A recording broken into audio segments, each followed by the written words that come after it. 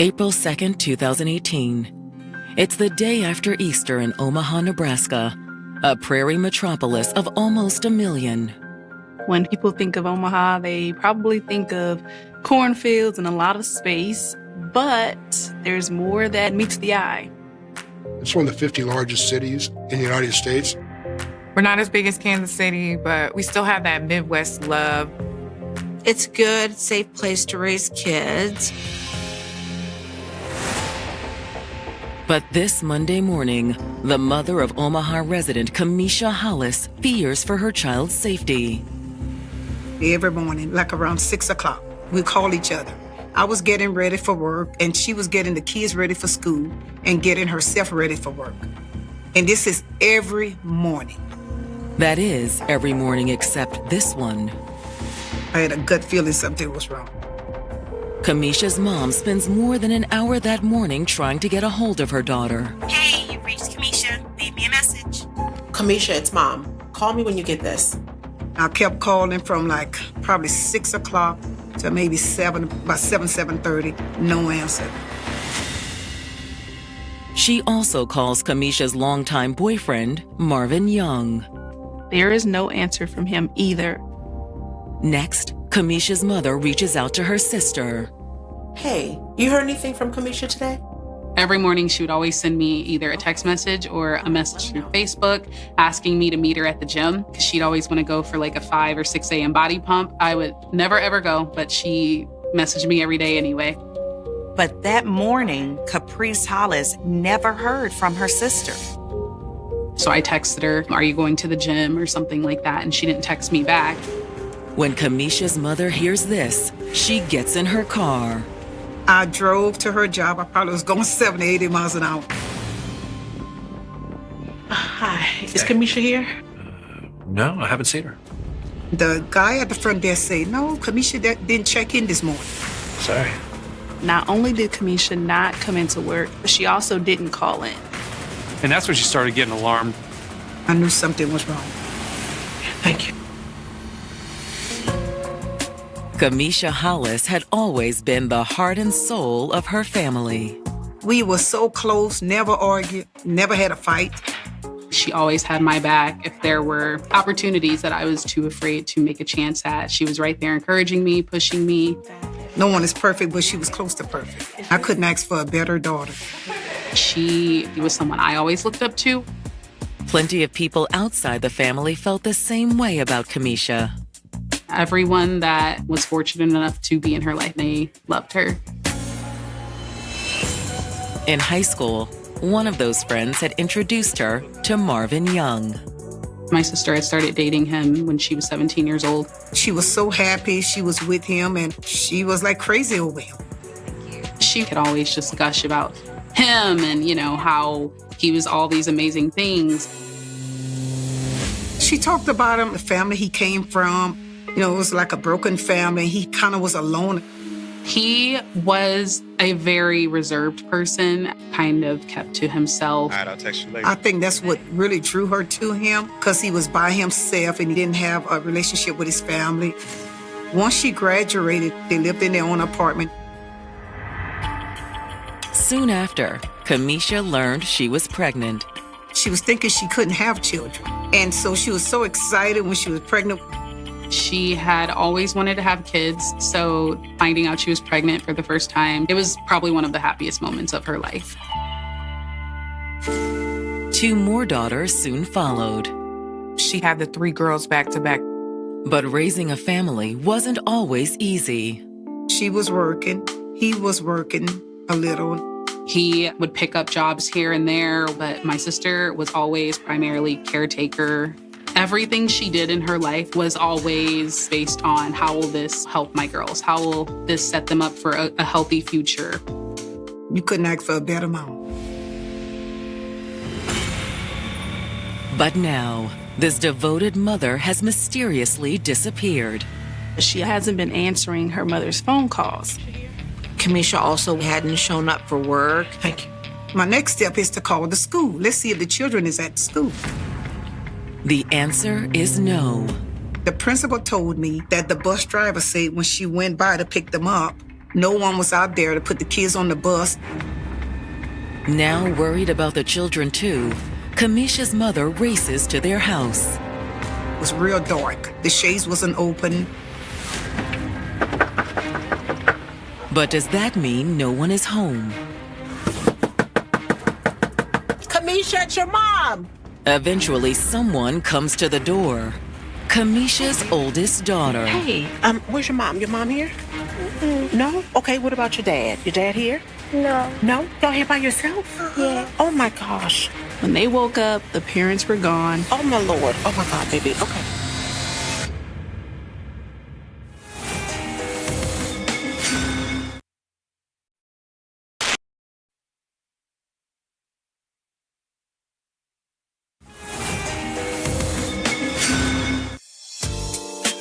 Kamisha Hollis and Marvin Young had built a successful life together.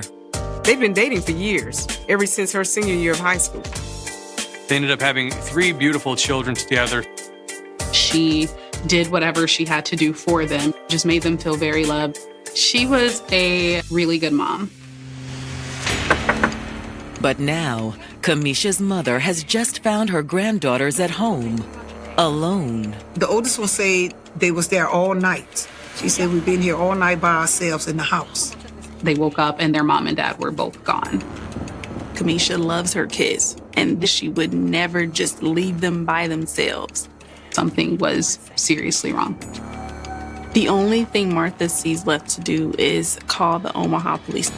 Yes, hi. I'd like to file a missing persons report. Officers arrive on the scene a few minutes later.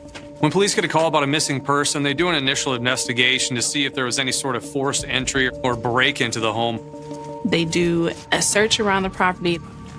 But they come up empty-handed. A quick check through the house didn't find anything disturbed or out of place. No sign of any kind of violence. Officers also try to get some information from the missing couple's children. The kids crying and everything, and we trying to calm the kids down, and just a lot of questions. But the kids have no idea where their parents are. They say, we don't know what happened. You hear from her, will you please let us know? Yes. In the meantime, we'll get this report over to detectives and they'll be in contact. Okay. Thank you. Thank you guys so much. Thank you. However, it isn't long until at least part of the mystery is solved when detectives are finally able to get a hold of Marvin. Marvin tells them that he was out searching for Kamisha. I've been looking everywhere for her.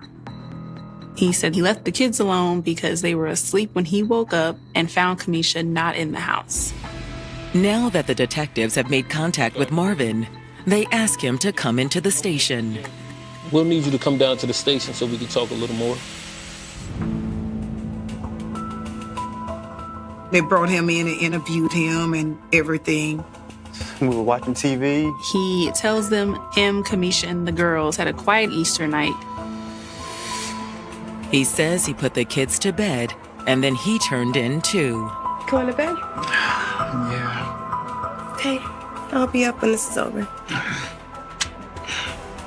According to Marvin, Kamisha had stayed up watching TV.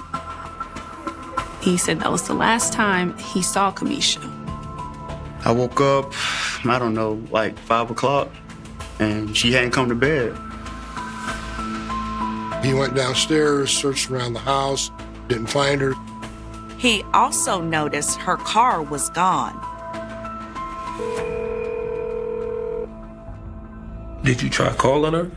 Yeah, but she didn't answer.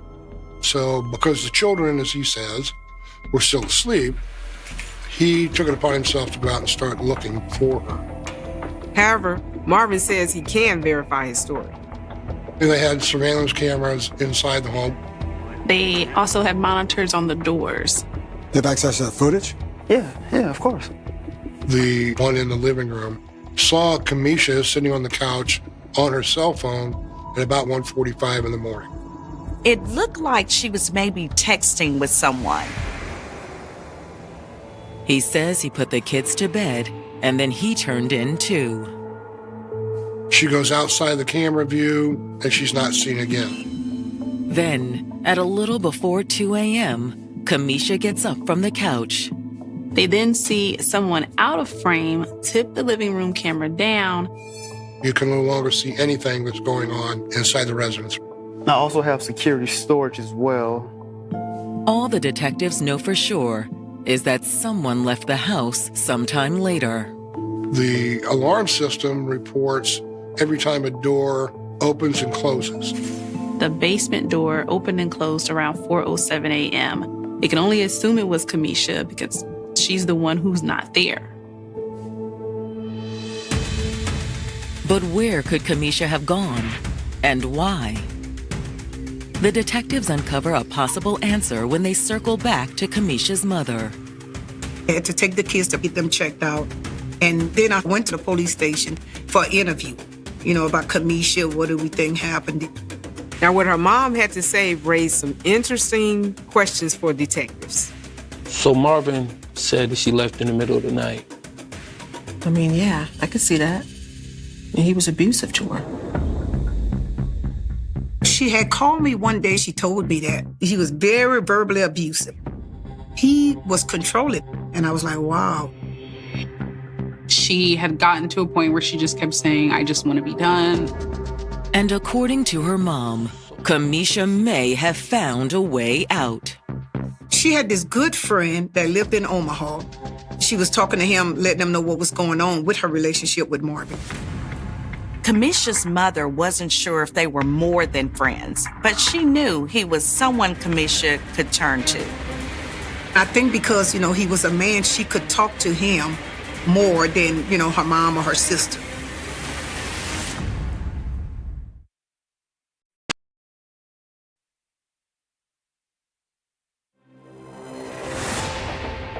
Security cameras in the home of Kamisha Hollis appear to show the missing mother of three texting with someone just a few hours before she disappeared. She leaves soon after and does not come back. The home's alarm system registers someone opening and closing the basement door around 4 a.m. And when detectives talk to Kamisha's mother, she has an idea of where her daughter might have gone. Kamisha told Martha she started seeing another man. They was a really good friend even when she was with Marvin. Do you know that guy's name? No, she told me once, but I can't remember. Thank you for coming in. Okay. I'll walk you out. Thank you. When detectives talk to Kamisha's sister, she confirms that there was trouble in the relationship. She said things were not going okay, but she didn't go too much into detail for us. All I know is that she said he wasn't doing much to support the family. My sister was overwhelmed. She was working the 2 jobs, and she was still managing to get the kids to school, taking them to every appointment. She was definitely stretched thin with basically operating as a single parent while not actually being one. Eventually, she'd had enough. She was ready to just be done with him and take her daughters and go and live their best lives. And this friend of Kamisha's that your mom mentioned. Frank? Is that his name? Yeah, I think so. You have a last name? No, I don't. I'm sorry.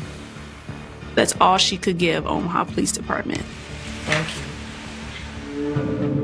Hoping to identify Frank, the detectives subpoena Kamisha's cell phone records. Maybe Frank can help find where Kamisha is. Detectives also issue a be on the lookout for Kamisha's car. They were worried for her safety. They told us in the press release that they wanted to find her car. But the first possible clue to Kamisha's whereabouts comes from her phone records. They were able to get the GPS tag for the last location of Kamisha's cell phone. Her cell phone was pinging all along south of where Marvin and Kamisha lived together, all the way down to a wildlife preservation that was probably about 30 miles away. The remote location raises a chilling prospect. It's at the convergence of the Missouri River and the Platte River. So there's a lot of water, a lot of vegetation, easy to move in and out of there without being seen. It's exactly the sort of place where someone would dump a body. Fearing the worst, the detectives head to the nature preserve. They're hoping it's a breakthrough in the case, but once they get to the location, they find there is nobody there. All the detectives find is Kamisha's cell phone. It's just lying there in the grass, like she dropped it or someone disposed of it. The number of red flags about this investigation have reached a point where there's a high probability of foul play involved. They now decide to bring the K-9 unit out, hoping to find Kamisha. They let the dogs smell Kamisha's clothes, and the dogs lead them right to the shoreline of the Missouri River. The trail ends at the water's edge. The Omaha Police Department now bring in a dive team. Finding her won't be easy, though. The Missouri River, it's dark, murky, muddy water. Visibility is very low.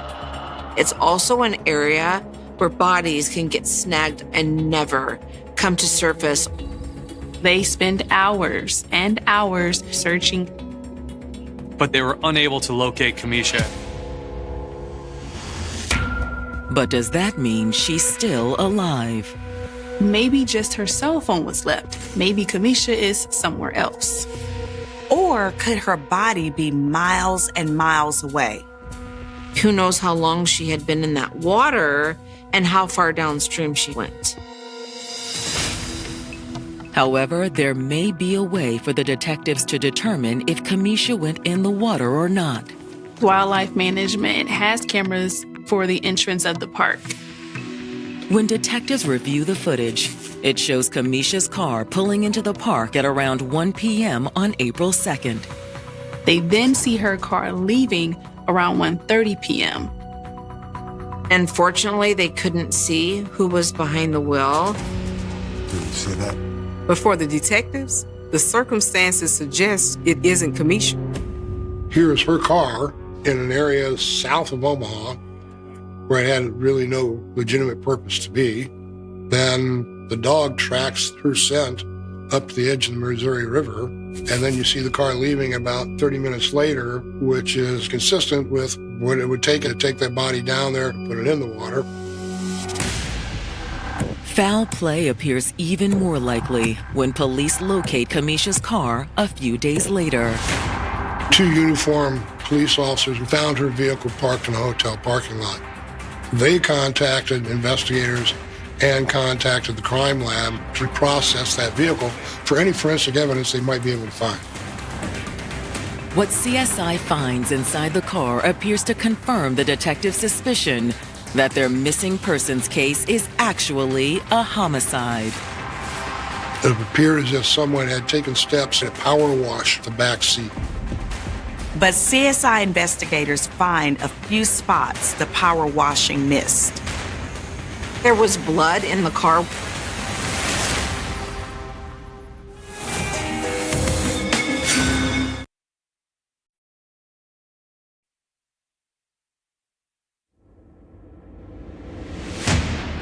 Omaha, Nebraska detectives searching for Kamisha Hollis suspect the missing mother of 3 may have been the victim of foul play. They tracked Kamisha's phone to a wildlife preserve 30 miles from her home. Look at this. And they found the phone near the banks of the Missouri River. They've also found her car abandoned outside an Omaha hotel. They find what is believed to be blood inside of it. And when detectives pop the trunk, they uncover more evidence that suggests she'd met an untimely end. We found her purse in the trunk. Kamisha's wallet, ID, and credit card are all in the purse. If something had happened where Kamisha ran or left, it comes into question as to why she would have left her ID and her purse. Detectives believe the answer lies in the bloodstains crime scene investigators found in the car's back seat. Samples are taken from those splotches to see if they can get some DNA. While the forensic techs work, detectives canvass the neighborhood. They asked for surrounding businesses to help with any video surveillance that they've had. They're hoping the footage will allow them to identify whoever ditched the vehicle in the hotel parking lot. Detectives also attempt to track down the mystery man in Kamisha's life. When Kamisha's long-term relationship with Marvin Young started falling apart, she turned to an old friend for support. A man her sister only knew as Frank. They just have a first name. But it's enough. Combing through Kamisha's phone records, they're able to identify him. They find out Frank's name is Franklin Green. Once they have Frank's full name, finding his address is a simple matter. Can I help you? Yeah, we're here to ask you a few questions about Kamisha Hollis. Have you found her? No, we haven't. They go and talk to him and learn that she's not with him. He has not seen her. He says he last talked to her late on Easter Sunday. He's tried to reach her, and he can't contact her. So how would you explain your relationship with Kamisha? We've known one another for a long time now. And lately? Well, not a lot of people knew, but we become closer, actually romantic. They had developed a romantic relationship. They decided to take things slow while Kamisha worked things out with Marvin. You mean like patching things up? Not exactly. Frank tells the detectives the same thing they'd heard from Kamisha's mom and sister, that she was ready to move on. Franklin tells OPD Kamisha gave Marvin a deadline to move out of the home they shared. According to Frank, Marvin was supposed to be out by the 1st of April, which was the day before Kamisha's disappearance. That raises a red flag. You think Marvin might have done something to Kamisha? Definitely. Why do you say that? Just the story she shared with me. Kamisha would tell him horror stories. She had told him about Marvin's history of violence, how angry he could be, how controlling he was of her. They had been physically fighting a lot. How long had that been going on? For quite a long time, actually. He spent the whole relationship isolating Kamisha from her friends and family, abusing her. According to Frank, Marvin had also been abusive toward the children. The children couldn't even make loud noise in the house without him getting verbal and physically assaulted. Did you witness that? No, she just told me this. Frank says that isn't all Kamisha told him either. Frank tells them Kamisha said, if anything happens to me, Marvin is to blame. So you think that's what happened? For sure. She was in fear of him. It would make any logical and reasonable person think that he's highly likely to be the person responsible for her disappearance. Especially if she was leaving Marvin to be with Frank. When you leave that relationship is the most dangerous time. The abuser is losing ultimate control. And that's what it's about. It's about control. Nobody's going to have you but me. Could that be what happened to Kamisha? The abusers will do anything to regain that control, and they are willing to risk it all. Or could Frank have another motive for pointing the finger at Marvin? Or is he using this as a ploy to take the attention off of him and put it back on Marvin? Appreciate your time. Thank you. The answer comes when detectives receive the surveillance footage they subpoenaed after finding Kamisha's car. Police are able to obtain the actual video from the hotel parking lot. They see a man get out of Kamisha's car. And this time, they're able to make out his identity. It looks like Marvin.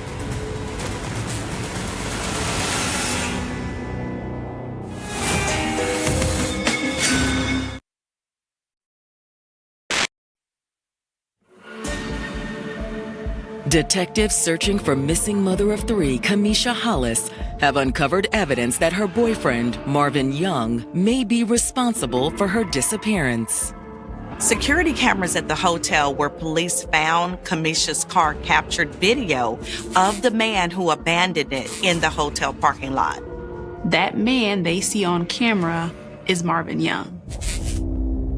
It was contrary to the story he'd already given to law enforcement.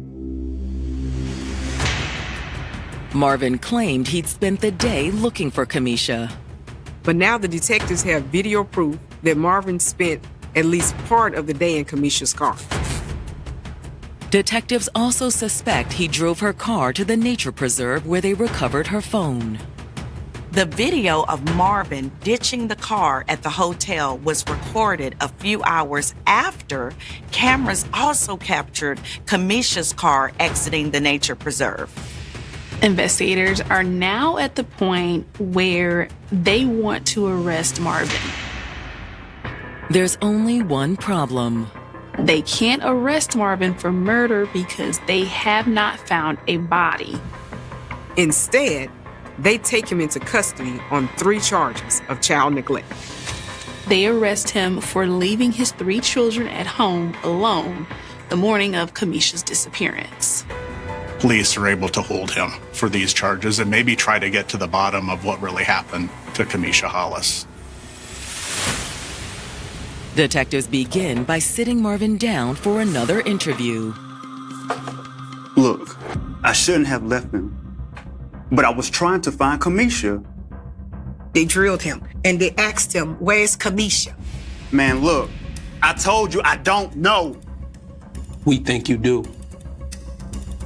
Hey, y'all send me off, man. Whoa. Hey, get off me!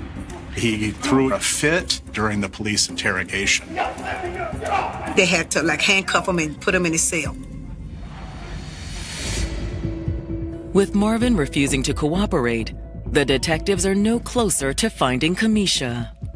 The last place that she left a scent for a tracking dog to find was on the shoreline of the Missouri River. There was a high probability that she was in the water. Although without Kamisha's body, proving it in court won't be easy. Omaha police didn't have a lot to go on in terms of what may have happened inside the house the night that Kamisha disappeared. However, someone does know. And with Marvin behind bars, she's ready to talk. Homicide. Kamisha's mother calls the investigators and tells them that Kamisha's oldest daughter knew more about what happened that night than she and her youngest sisters had initially let on. They were afraid of him. They really missed their mom, but they were also afraid to speak up and share things. She's only 10 years old. When Kamisha's mother brings the little girl in to talk to detectives, she starts by confirming what Kamisha's friend Frank had already told them. Marvin was physically abusive towards his children and his girlfriend. While they were inside of that house, they had to spend all their time being quiet. He was able to keep them in their own prison. They were just paralyzed with fear. He would tell them, don't tell your grandma anything when y'all go to visit. If y'all do, I'm gonna beat y'all. In addition to the threats, it appears that Marvin had taken extra precautions the night Kamisha disappeared. Daddy gave us some medicine. Marvin had given all 3 of the children cough syrup laced with codeine. But according to Kamisha's daughter, she and her sister weren't sick. We felt fine at first, but he told us it was supposed to help us sleep better. But Kamisha's oldest had spit out the cough syrup when her father wasn't looking. She had that feeling that something wrong was going to happen. The youngest 2 fell asleep, but she didn't. And she said she was trying to listen. Kamisha's daughter says it wasn't long before she heard something. It sounded like him and her mom was in their bedroom, and he was fighting her mom, beating her mom. Their daughter said when they have these kinds of arguments, it usually ends with Marvin hurting their mom. That night didn't appear to be any different. She could hear her mom say stop. And then all of a sudden she didn't hear anything.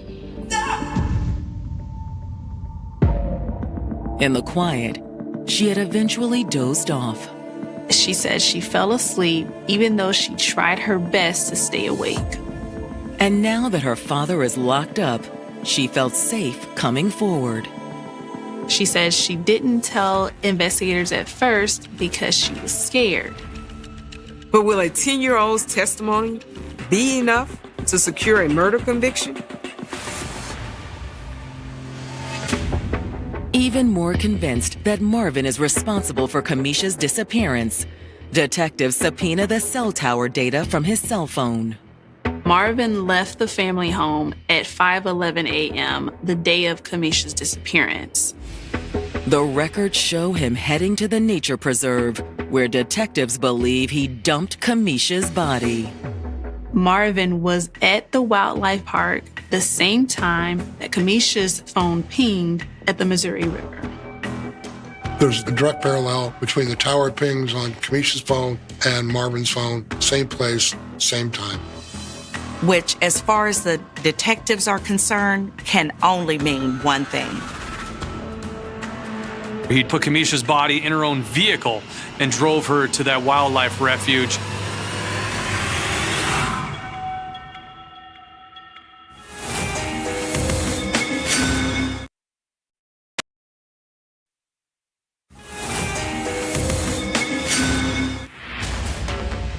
Detectives in Omaha, Nebraska have uncovered evidence suggesting that Marvin Young murdered his girlfriend, Kamisha Hollis, and dumped her body in the Missouri River.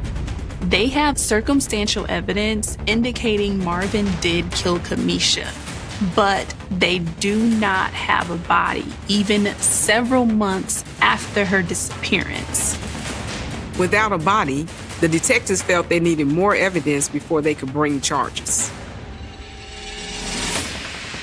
Hoping to strengthen the case against Marvin, the detectives combed through Kamisha's cell phone and a computer recovered from her house. On Kamisha's cell phone, investigators find several pictures of Kamisha's bruises, cuts. They also find a voice recording of Marvin yelling at Kamisha and telling her he was going to kill her. Kamisha realized the trouble she was in, so she had to document it on her own to make sure that if something did happen to her, there was a trail. Detectives find even more documentation on Kamisha's computer. Investigators find an email on Kamisha's computer that was drafted in July 2017 that goes into detail about Marvin's abuse. It talks about one incident where she was beat unconscious by Marvin. She also wrote in that email that if something ever happened to her, it was Marvin who did it. On June 14th, 2019, over a year after Kamisha disappeared, prosecutors are finally able to charge Marvin with first-degree murder. Even without the body, investigators now believe they have enough evidence.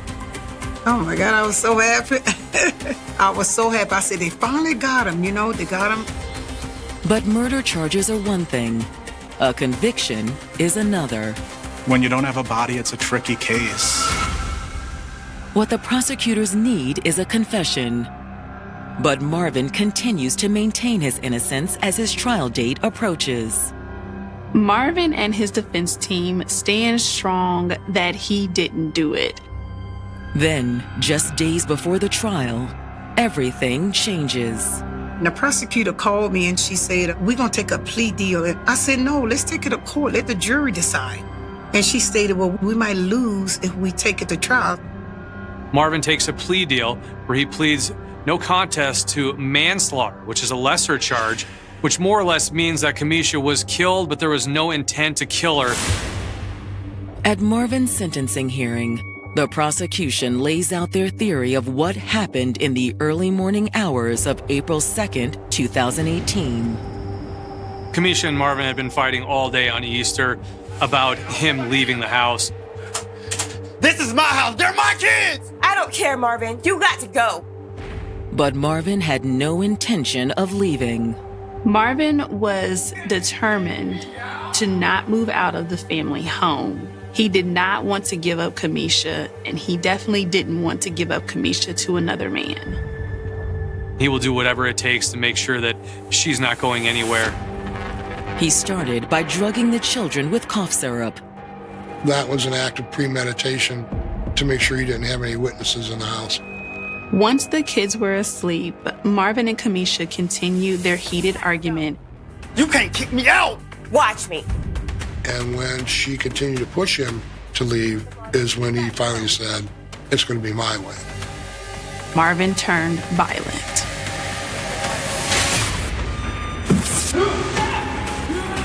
Marvin brutally beat Kamisha and possibly strangled her as well.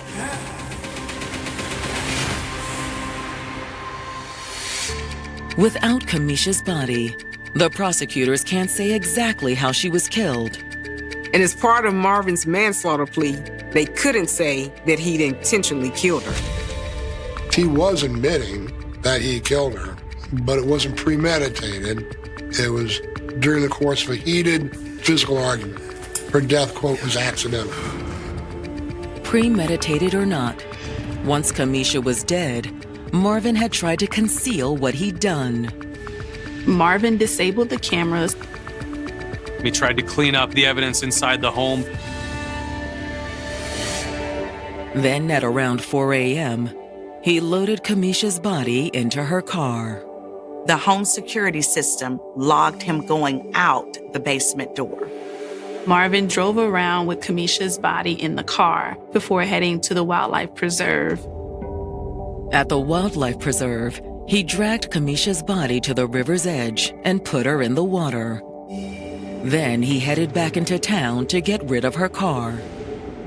Between dumping Kamisha's body and leaving the vehicle at the hotel, Marvin goes to a car wash and starts scrubbing out the back of her vehicle to cover up any other evidence. Hearing what likely happened to Kamisha is an ordeal for her family. I really didn't want to go, but I went on behalf of Kamisha.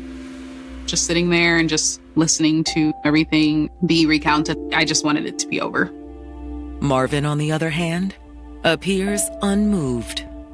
I remember we went to one court hearing, and he turned around and asked me, "How's the girls?"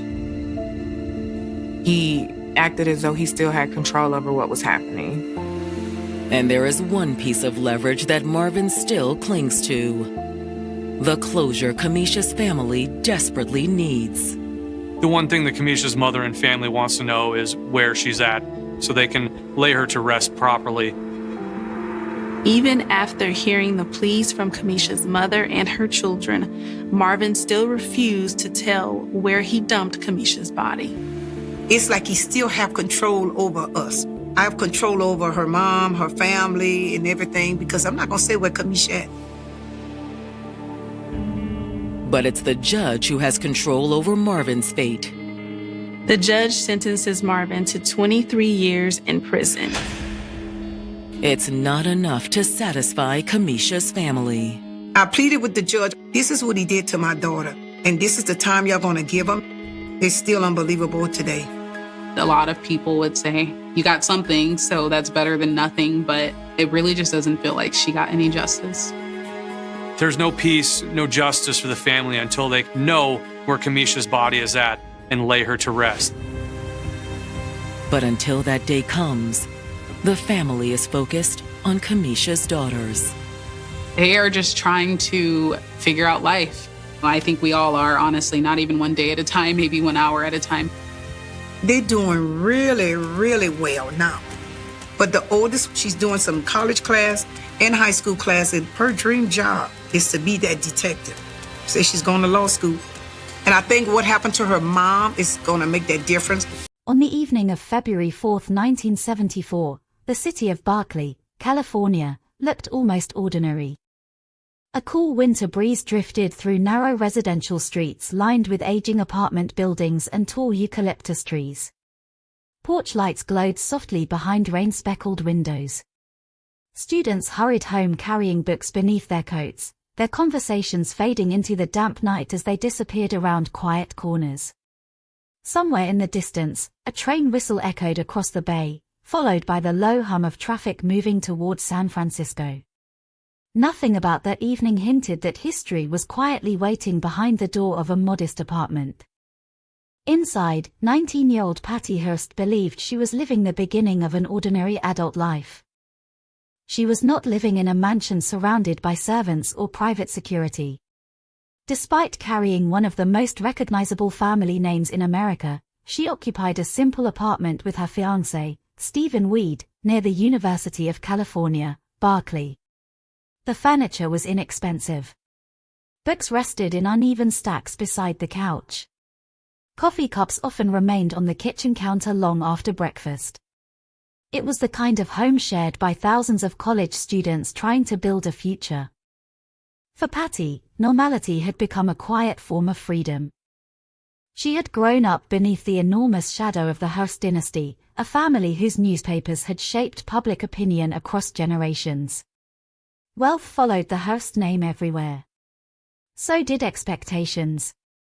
Every appearance, every friendship, every decision seemed to belong not only to the young woman herself but also to an empire built long before she was born. Berkeley offered distance from that world. Or at least it seemed to. Beyond the apartment walls, however, America was no longer the country it had been only a decade earlier. The Vietnam War had left scars that reached far beyond distant battlefields. Trust in government had been shattered. College campuses had become battlegrounds of ideology instead of bullets.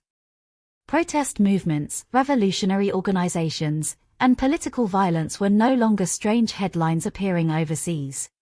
They had become part of American life. In California especially, anger seemed to exist just beneath the surface. Some groups marched with signs. Others carried guns. Among them was a small organization few Americans had heard of, an obscure collection of radicals calling themselves the Symbionese Liberation Army. Their membership was tiny. Their ambitions were enormous.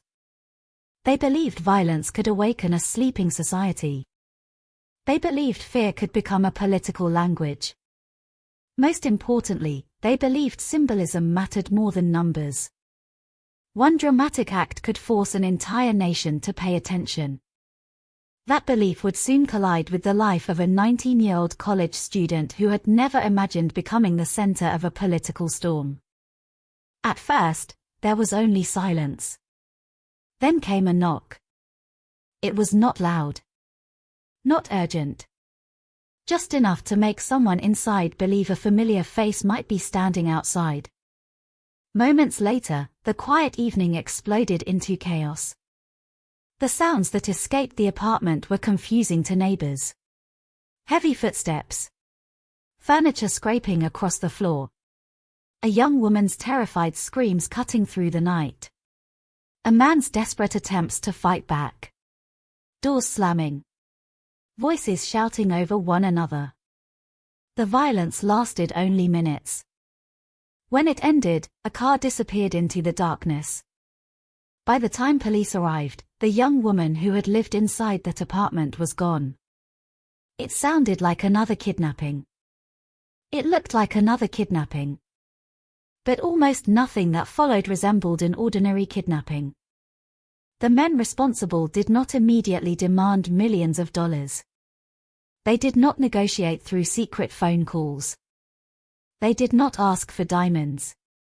Instead, they demanded something so bizarre that investigators initially struggled to understand whether they were dealing with kidnappers, revolutionaries, or actors performing an elaborate political theater. Within weeks, the mystery grew stranger. The missing victim did not beg for rescue. She did not cry for help. Instead, recordings emerged carrying her voice. The frightened college student appeared to have vanished. In her place stood someone who rejected her family, embraced the revolutionary organization that had abducted her, and announced a new identity. She no longer wished to be called Patty. She called herself Tanya.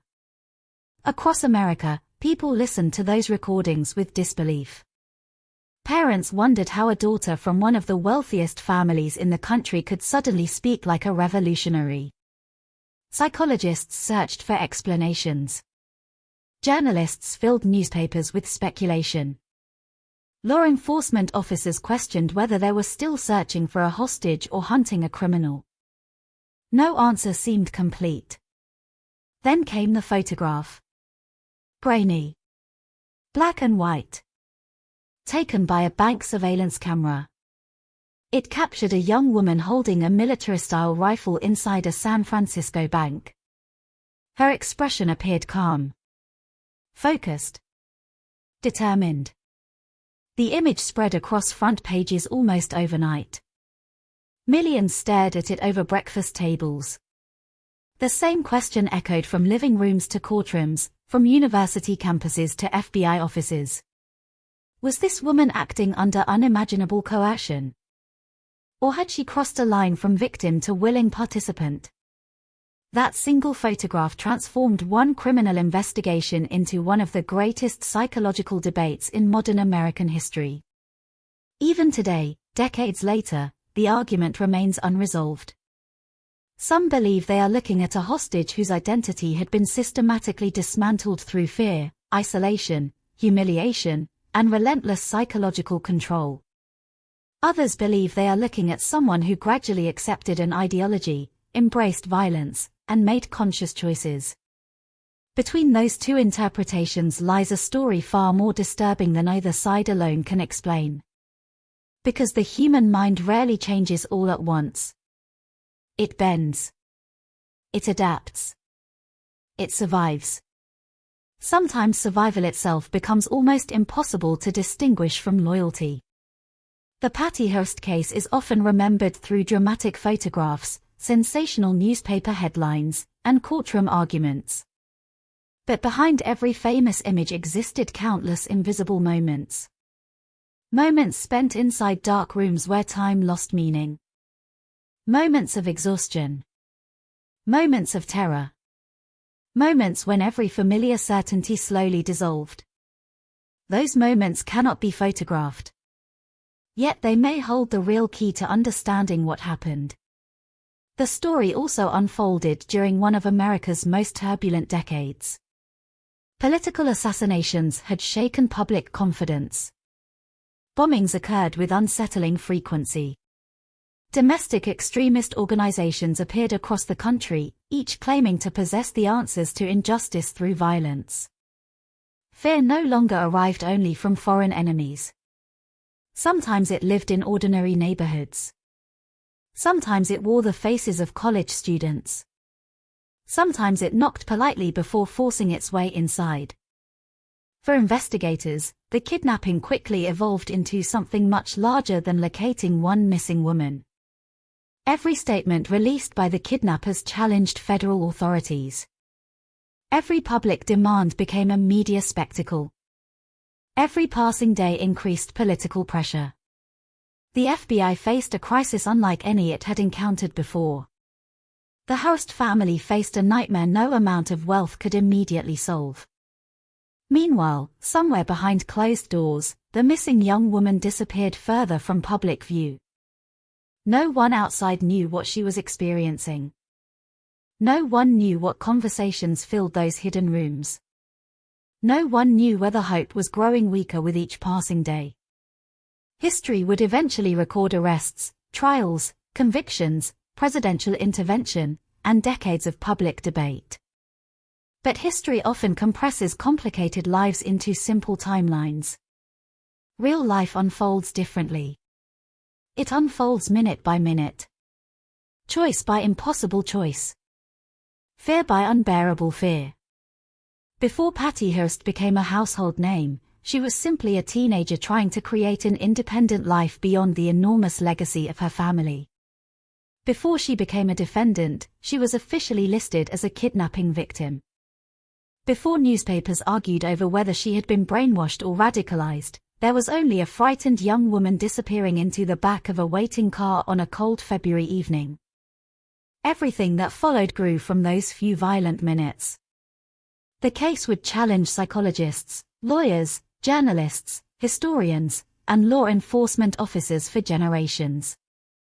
It would force uncomfortable questions about free will, coercion, trauma, ideology, and the extraordinary adaptability of the human mind. Some stories begin with a murder. Others begin with a mystery. This one began with a door opening on an ordinary Monday night. Nothing about Berkeley looked unusual before darkness settled across the city.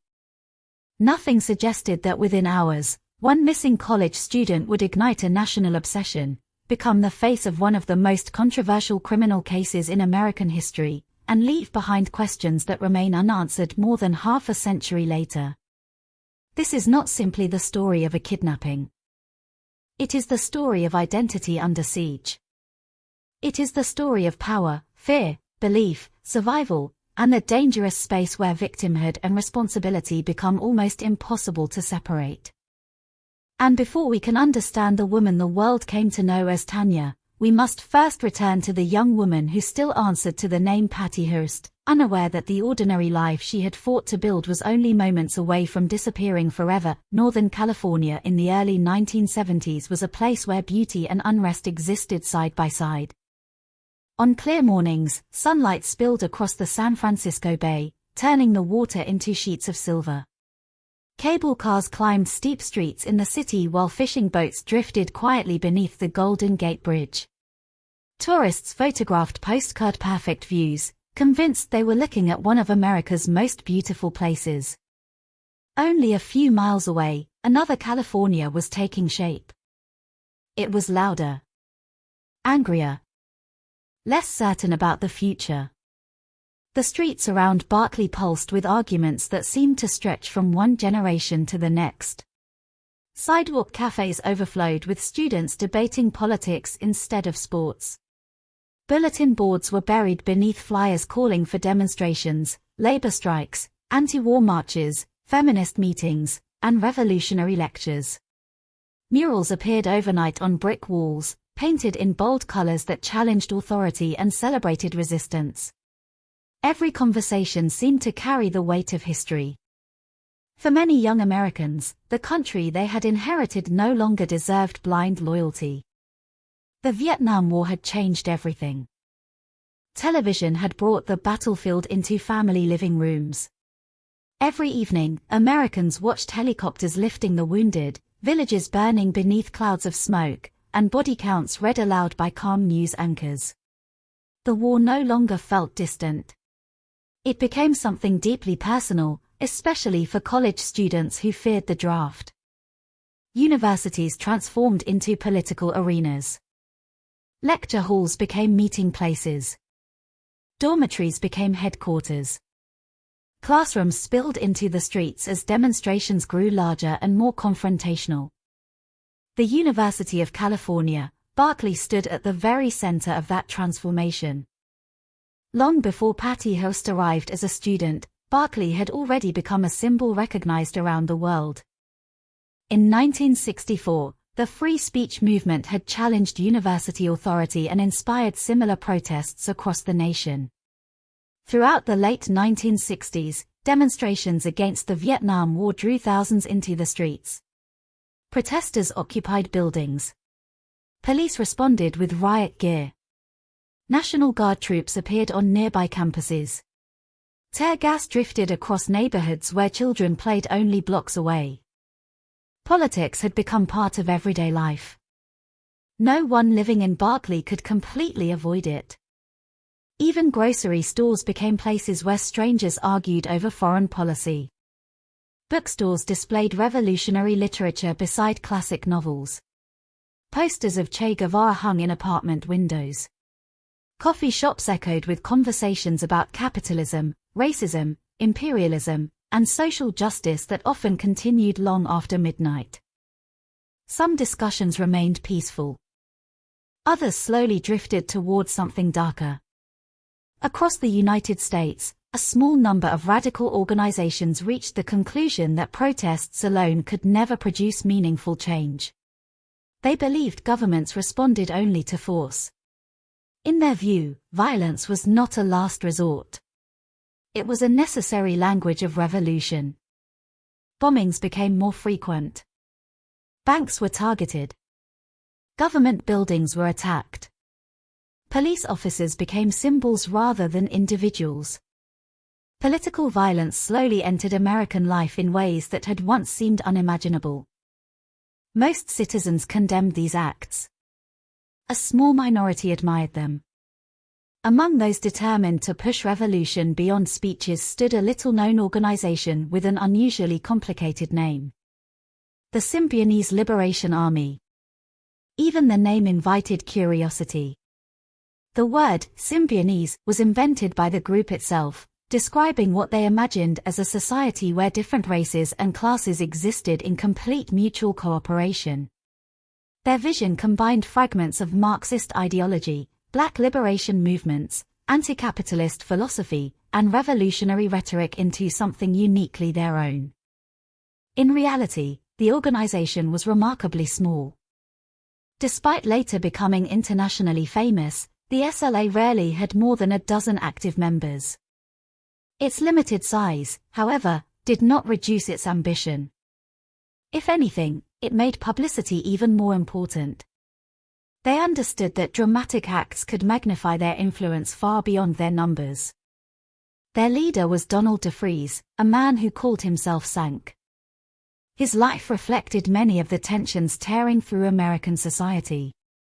He had spent years moving through the criminal justice system, experienced incarceration, and emerged with increasingly radical political beliefs. Around him gathered a collection of followers from strikingly different backgrounds. Some came from middle-class families. Others had histories of activism. Several were highly educated. Many believed they were participating in a revolutionary movement that would reshape American society. To outsiders, the group often appeared chaotic.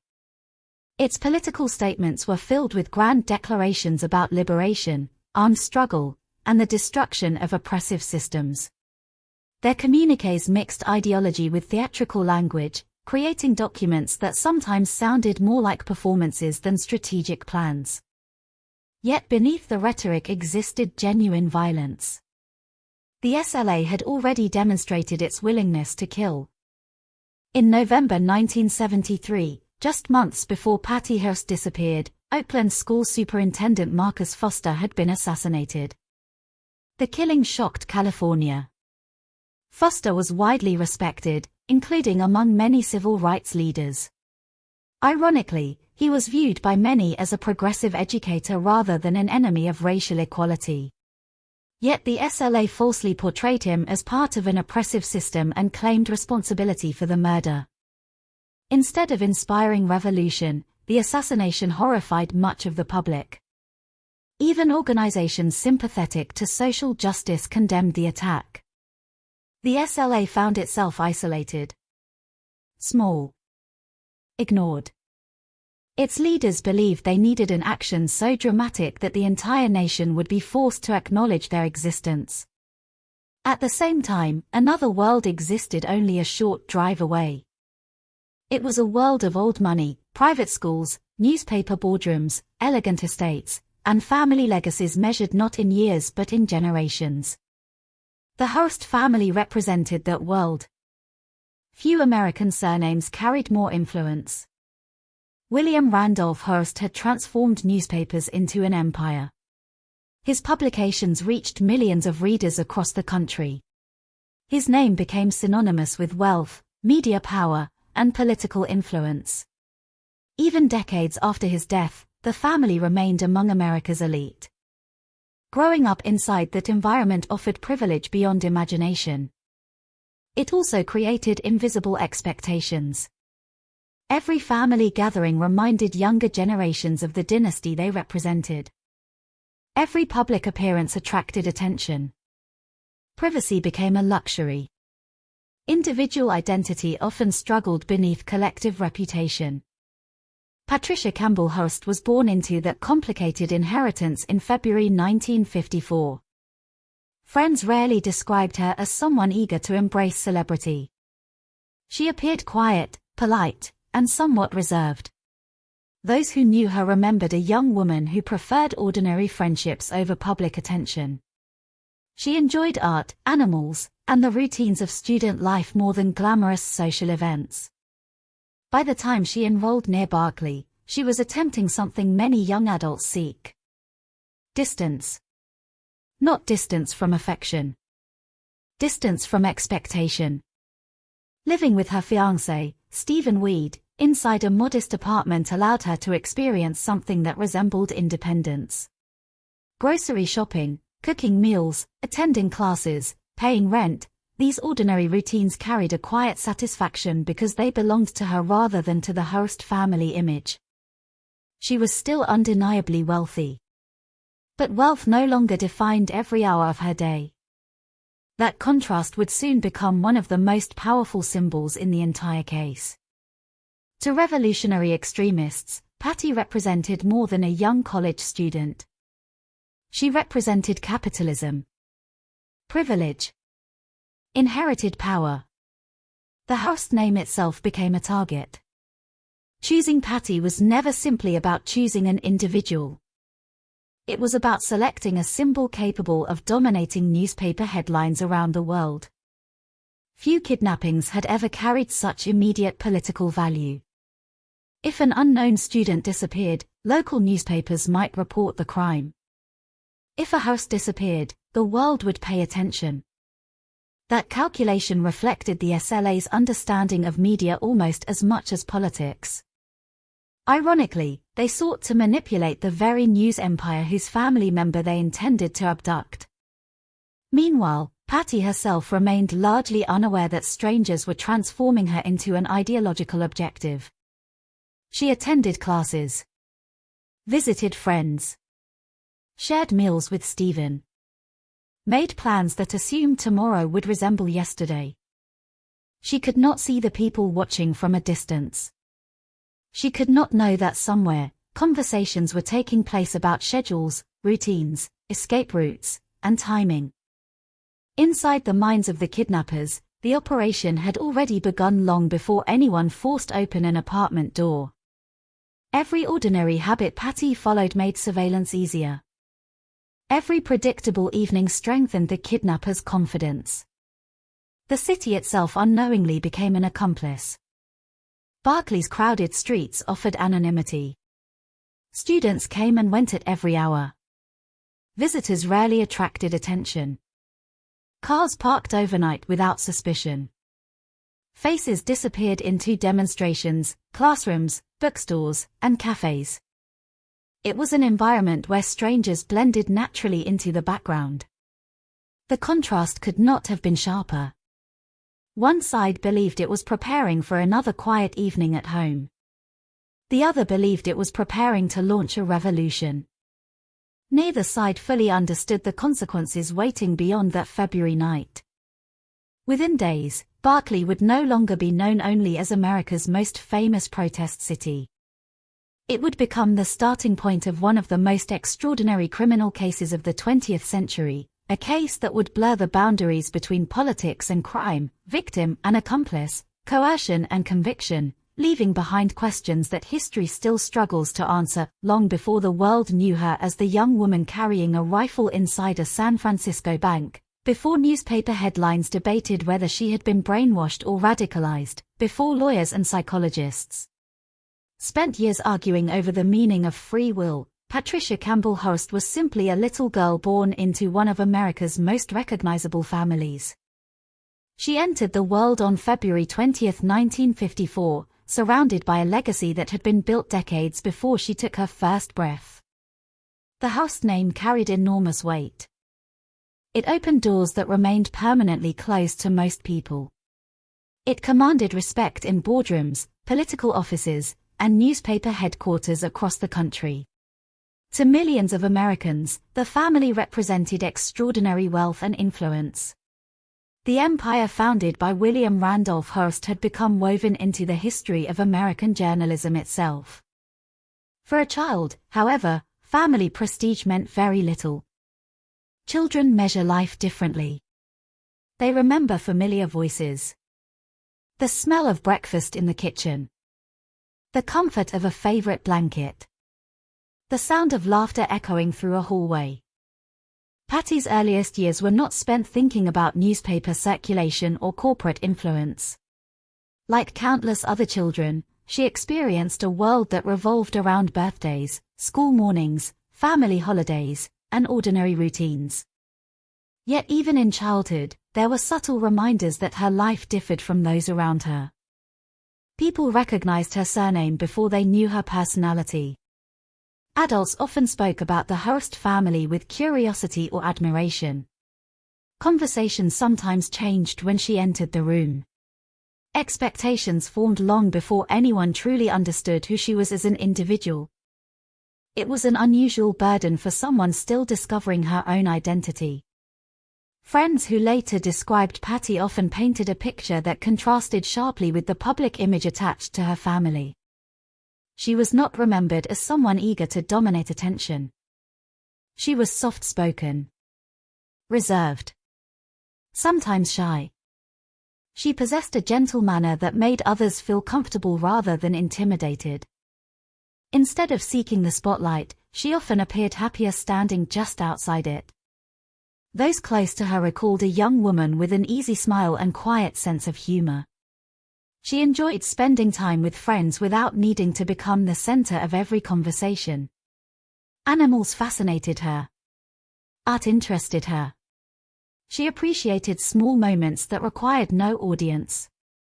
There was little about her personality that suggested she would one day become one of the most recognizable faces in American criminal history. As she grew older, Patty began searching for something many young adults desire but few members of famous families easily achieve: independence. Growing up inside an influential dynasty can provide comfort, security, and privilege. It can also create invisible walls. Every decision risks becoming part of the family's public image. Every mistake appears larger than life. Every success is sometimes credited not to talent but to inherited opportunity. For a young woman entering adulthood, escaping those expectations became increasingly important. College represented that opportunity. The University of California, Berkeley was unlike the protected environment of elite private institutions associated with America's upper class. Berkeley was alive, messy, intellectual, unpredictable. Students challenged professors. Political debates spilled from classrooms into cafes and sidewalks. Ideas collided every day. Some inspired hope. Others fueled anger. For Patty, however, Berkeley also offered something deeply personal. It allowed her to exist, at least temporarily, as another college student rather than merely another host. She eventually became engaged to Stephen Weed. Their apartment reflected neither extraordinary wealth nor luxurious living. Visitors found modest furniture, stacks of books, simple decorations, and the unmistakable feeling that two young people were building a life together one day at a time. Meals were cooked in a small kitchen. Laundry accumulated. Bills required attention. Nothing about the apartment suggested unimaginable family fortune. That simplicity mattered. It represented freedom. For perhaps the first time, Patty could imagine defining herself beyond the expectations attached to her surname. The future appeared comfortably ordinary. Marriage. Finishing school. Building a career. Creating a family of her own. There was no indication that strangers were quietly studying her daily routines. Morning classes followed familiar patterns. Errands became predictable. Evening schedules repeated themselves with comforting regularity. She rarely considered whether someone might be watching. Why would she? Few 19-year-olds spend their days imagining they have become targets of a revolutionary organization. Meanwhile, America saw something different when it looked at Patty Hearst. Newspapers occasionally mentioned her family. Society columns followed prominent members of the Hearst dynasty. To outsiders, she represented privilege from birth. An heiress. A beneficiary of inherited wealth. Someone who would never experience the hardships confronting ordinary Americans. Appearances, however, rarely reveal complete truths. Money cannot eliminate loneliness. It cannot prevent uncertainty. It cannot answer questions about identity. Like many young adults, Patty was still discovering who she wanted to become. That search became especially complicated because her family's history reached into nearly every aspect of American public life. William Randolph Hearst had built newspapers capable of influencing elections, shaping public opinion, and defining national conversations. His legacy inspired admiration in some circles and criticism in others. To supporters, he represented journalistic innovation. To critics, he symbolized concentrated media power. Patty inherited neither responsibility for that legacy nor control over it. She merely inherited the name. Unfortunately, for certain people, the name itself mattered more than the individual carrying it. Within radical political circles, powerful families often became symbols rather than human beings. Complex lives were reduced to ideological labels. Privilege became guilt. Wealth became evidence. Individual personalities disappeared beneath larger political narratives. The Symbionese Liberation Army viewed American society through precisely that lens. To them, Patty Hearst was not simply Patricia Campbell Hearst. She represented the establishment. The capitalist elite. The media empire they believed helped preserve an unjust system. Whether Patty personally supported or opposed those ideas became almost irrelevant. She carried the correct surname. That alone transformed her into a valuable target. Yet the tragedy of this case lies partly in how dramatically reality differed from symbolism. Friends did not describe Patty as politically influential. She was not directing newspaper companies. She was not shaping government policy. She was not making corporate decisions. She was a 19-year-old student trying to navigate adulthood. The contrast between public perception and personal reality would later become central to the case. Many Americans struggled to reconcile two seemingly incompatible images. The first image showed a quiet college student living an ordinary life with her fiancé.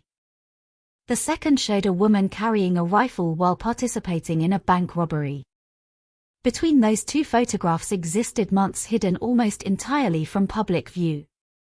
Months during which almost no outsider witnessed what Patty experienced. Those missing chapters became fertile ground for endless speculation. Some believed unimaginable psychological pressure transformed her. Others insisted such transformation could never fully explain later actions. Years afterward, experts would analyze recordings of her voice, body language in surveillance photographs, courtroom testimony, psychiatric evaluations, and interviews conducted long after the events themselves. Each interpretation reached different conclusions. But before all of that came a far simpler reality. Patty was someone's daughter. Someone's sister. Someone's fiancé. She celebrated birthdays. Forgot appointments. Laughed at private jokes. Worried about exams. Dreamed about marriage. Her life contained the same ordinary imperfections found in millions of other young adults. Perhaps that is why her disappearance struck such a powerful emotional chord across America.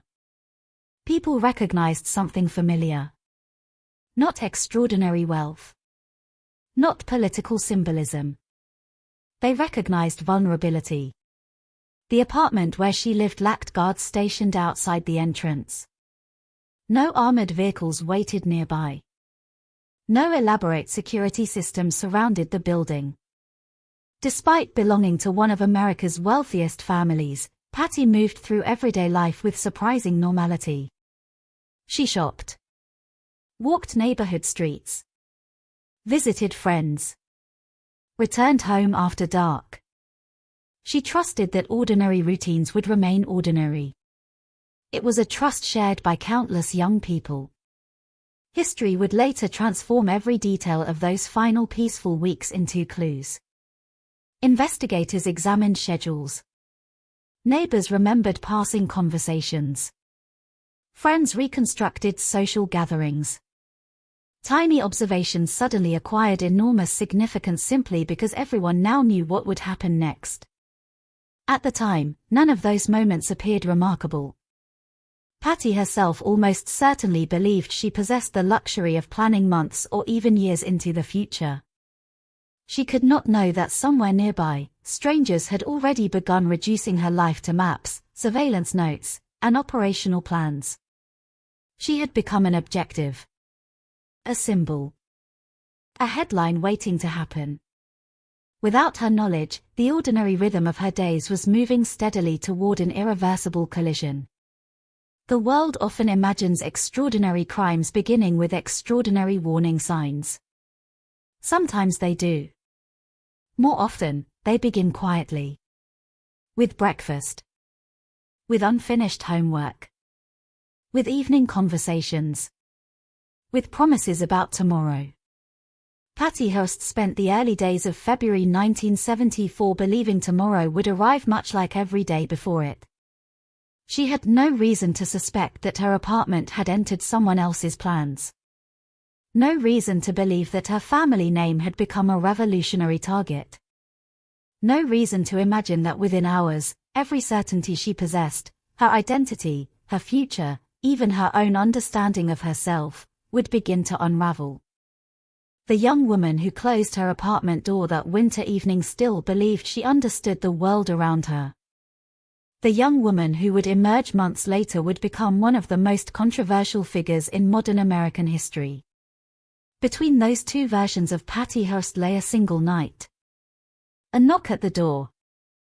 And a journey into darkness from which neither she nor the nation would ever fully return. Monday, February 4, 1974, began without any sign that it would become one of the most infamous dates in modern American criminal history. The morning arrived gray and cool over Berkeley. Low clouds drifted across the sky, softening the winter sunlight that filtered between rows of eucalyptus and oak trees. Students hurried toward lecture halls with backpacks slung over their shoulders, cups of coffee warming their hands against the February chill. Professors prepared for afternoon classes. Shop owners unlocked their doors. The city moved with its familiar rhythm, unaware that by nightfall, every major newsroom in America would be racing to cover a story no one had anticipated.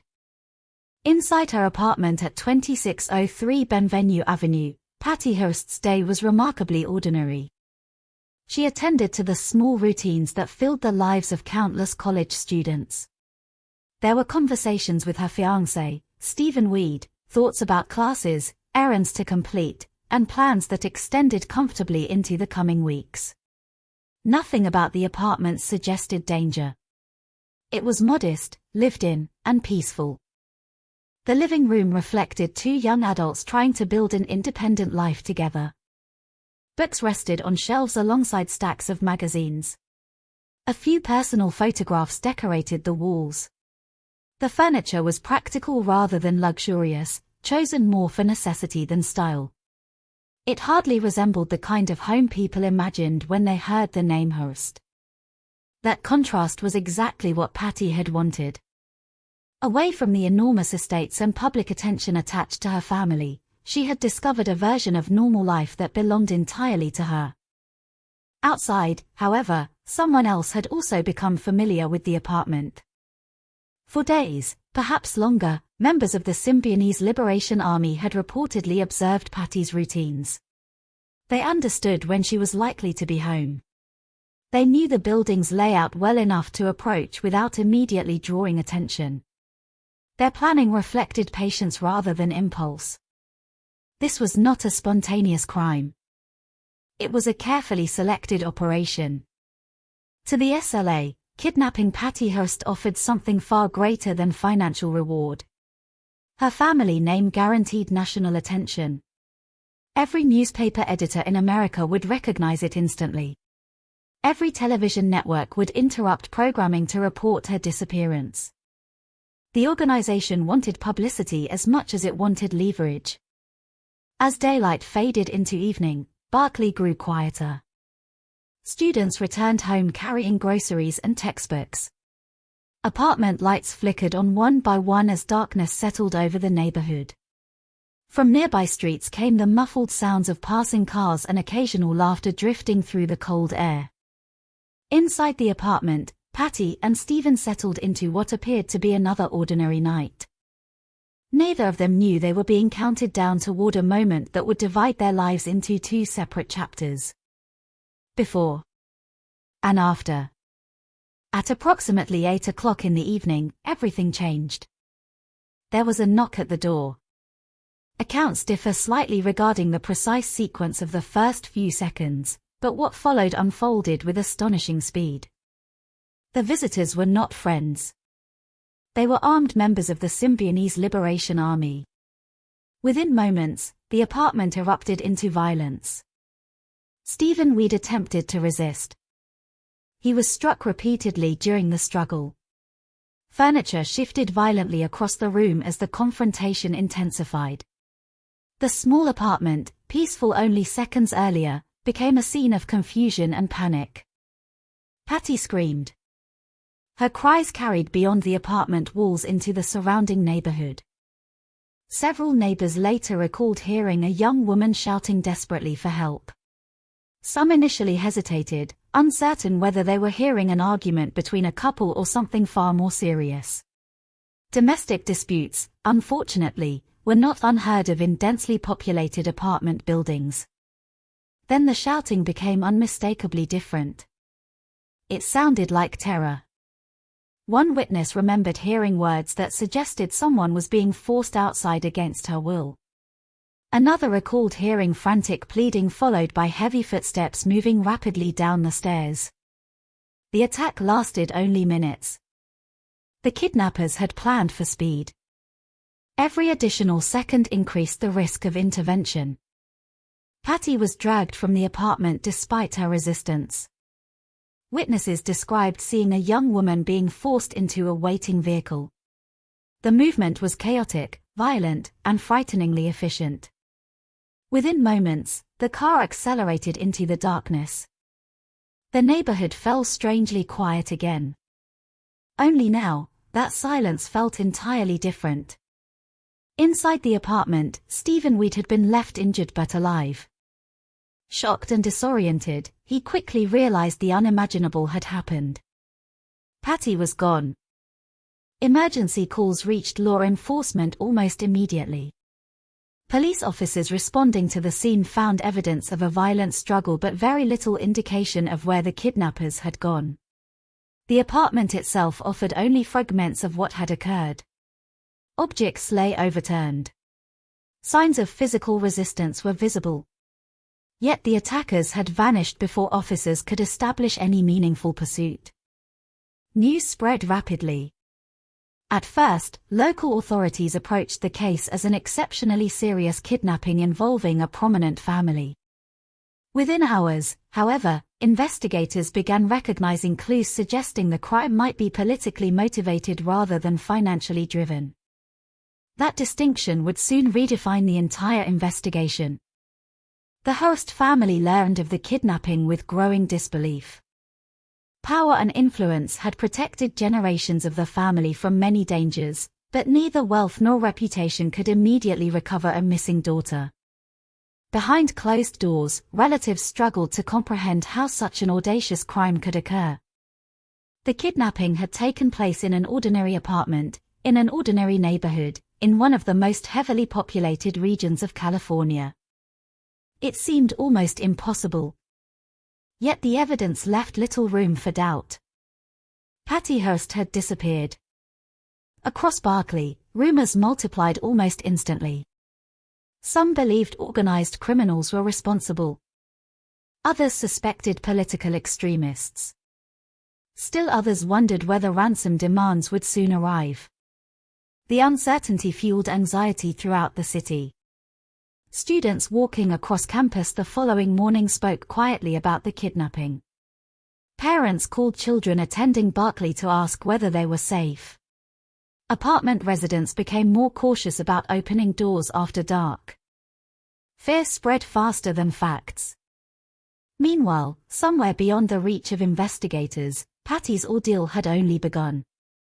The exact details of her transportation during those first hours remain incomplete, reconstructed largely through later testimony and investigative findings.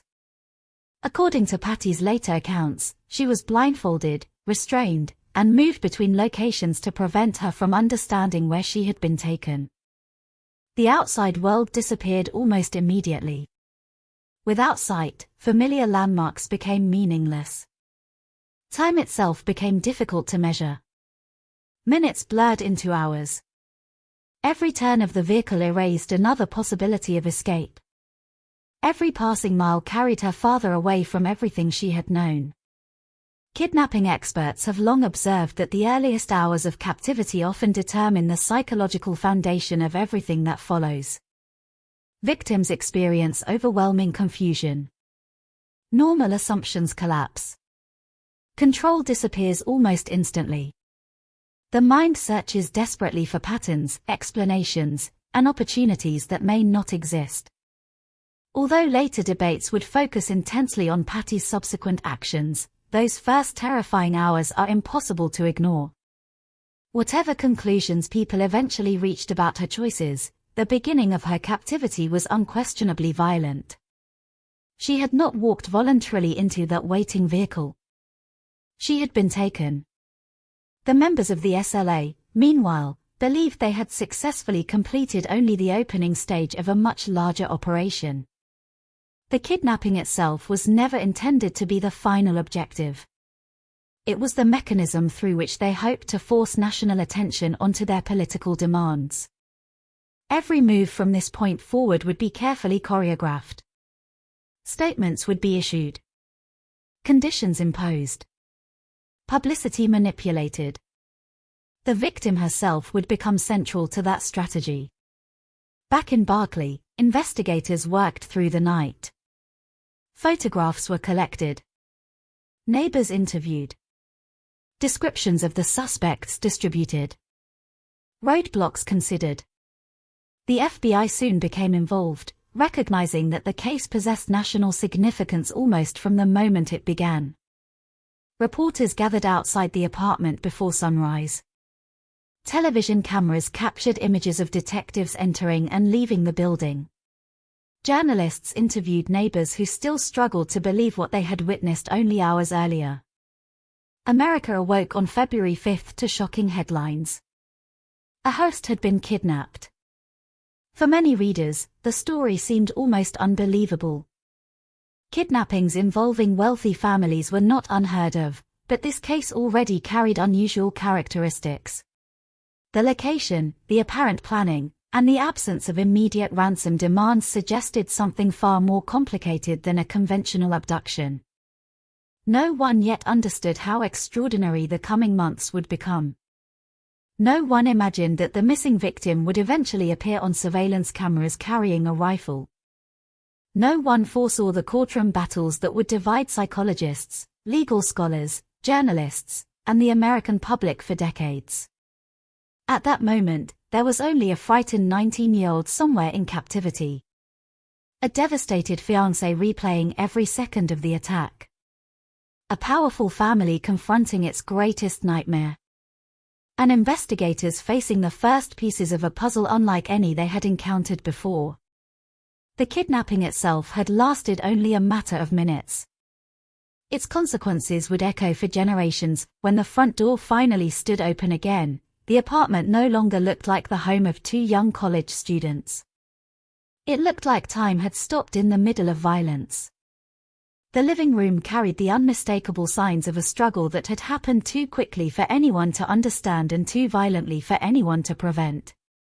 A chair had been knocked onto its side. Books that had once rested neatly on a shelf now lay scattered across the floor. A lamp leaned awkwardly against the wall, its shade bent from the impact. One of the cushions had been thrown several feet across the room, as though someone had grabbed at anything within reach while fighting to stay free. To a stranger, the apartment might have appeared merely untidy. To experienced investigators, every object seemed frozen in the exact position where fear had left it. The first Berkeley police officers moved carefully through the rooms, resisting the instinct to touch anything unnecessarily. Every footprint mattered. Every fingerprint mattered. Every misplaced object could become evidence. Although forensic science in 1974 was far more limited than it would become decades later, investigators already understood one fundamental principle. Crime scenes spoke. The challenge was learning how to listen. Stephen Weed remained shaken. His face bore visible injuries from the assault. His clothing was disheveled, and exhaustion had already begun replacing the surge of adrenaline that had kept him moving immediately after the attack. Detectives sat with him for the first of what would become many interviews. The questions came steadily. How many attackers were there? Did they identify themselves? What weapons did they carry? What did they say? How long had the struggle lasted? Did Patty know any of them? Stephen answered as carefully as he could, but memory under extreme stress rarely unfolds in perfect order. Certain moments remained painfully vivid. Others dissolved into confusion. He remembered the sudden violence.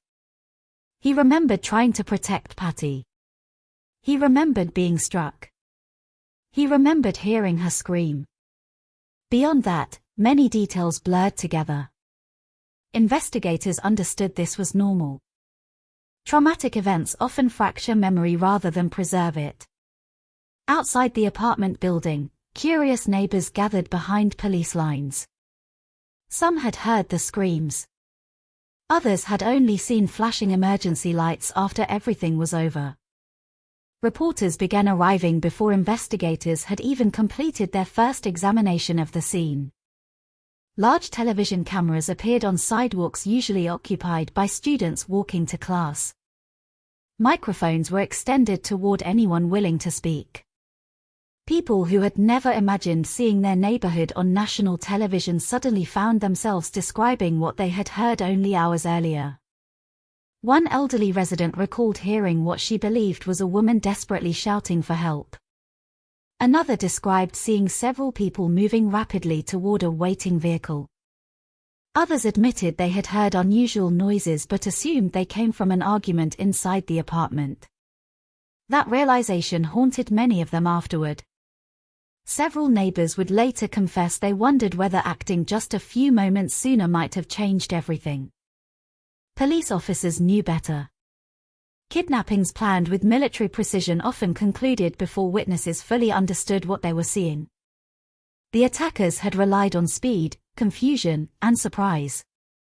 By the time anyone recognized the seriousness of the situation, they had already disappeared. As dawn broke over Berkeley, detectives expanded their search beyond the apartment itself. They examined nearby streets for discarded evidence. Tire marks were photographed where possible.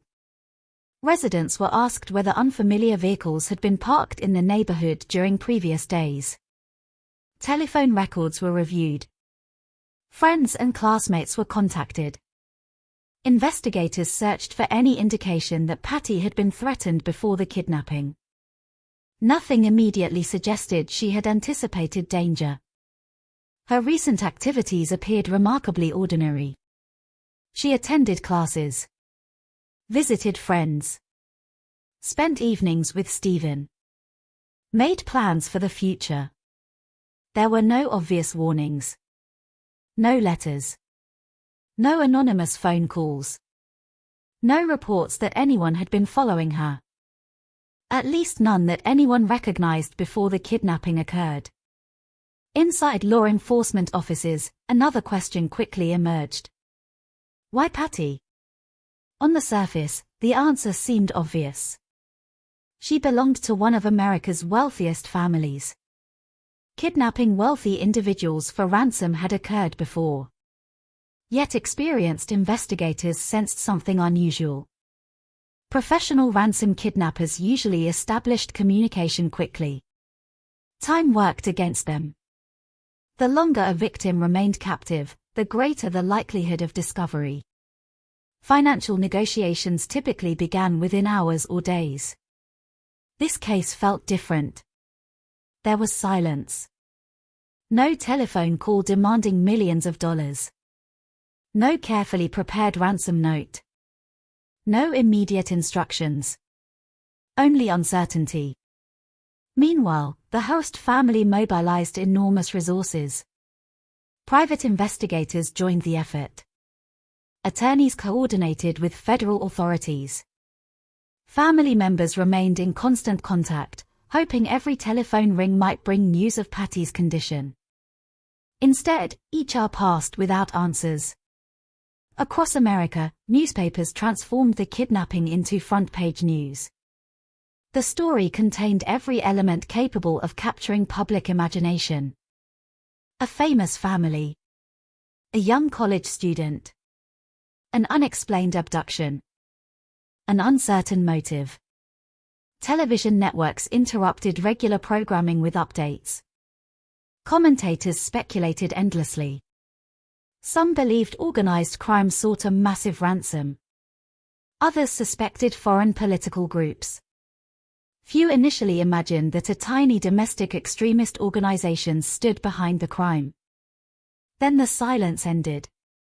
Several days after the kidnapping, communication finally arrived. It did not come through private negotiations. It came through the media. Audio recordings and written statements were delivered to news organizations. The kidnappers identified themselves as members of the Symbionese Liberation Army. For many Americans, the name meant almost nothing. Few had ever heard of the organization. Even some investigators required briefings to understand who they were dealing with. The recordings confirmed one crucial fact. Patty was alive. For her family, hearing her voice brought overwhelming emotion. Relief. Fear. Hope. Despair. All arriving at once. The recording, however, offered no promise of immediate release. Instead, it introduced demands unlike those seen in conventional kidnapping cases. The SLA declared that they were not seeking personal wealth. They demanded political action. Specifically, they insisted the host family organize and finance the large-scale distribution of food to impoverished communities throughout California. The proposal stunned investigators. It transformed the kidnapping from what initially appeared to be a criminal enterprise into something far more complicated. Political theater. Revolutionary propaganda. Psychological warfare. Perhaps all three simultaneously. The host family faced an impossible decision. Ignoring the demands might place Patty's life at greater risk. Complying could encourage further political violence. Yet when a daughter's safety hangs in the balance, abstract principles often become secondary. The family chose to act. An enormous food distribution initiative was organized under the name People in Need. Millions of dollars were committed to purchasing food for California's poor. The logistical challenge proved staggering. Warehouses had to be secured. Suppliers contacted. Transportation arranged. Distribution sites selected. What appeared straightforward on paper became chaotic in practice. Word spread rapidly through struggling neighborhoods. Thousands arrived seeking assistance. Lines stretched for blocks. Confusion replaced organization. Some locations exhausted supplies almost immediately. Arguments erupted. Pushing turned into fighting. Police struggled to maintain order. Television cameras recorded scenes that looked less like humanitarian relief than social disorder. The images embarrassed everyone involved.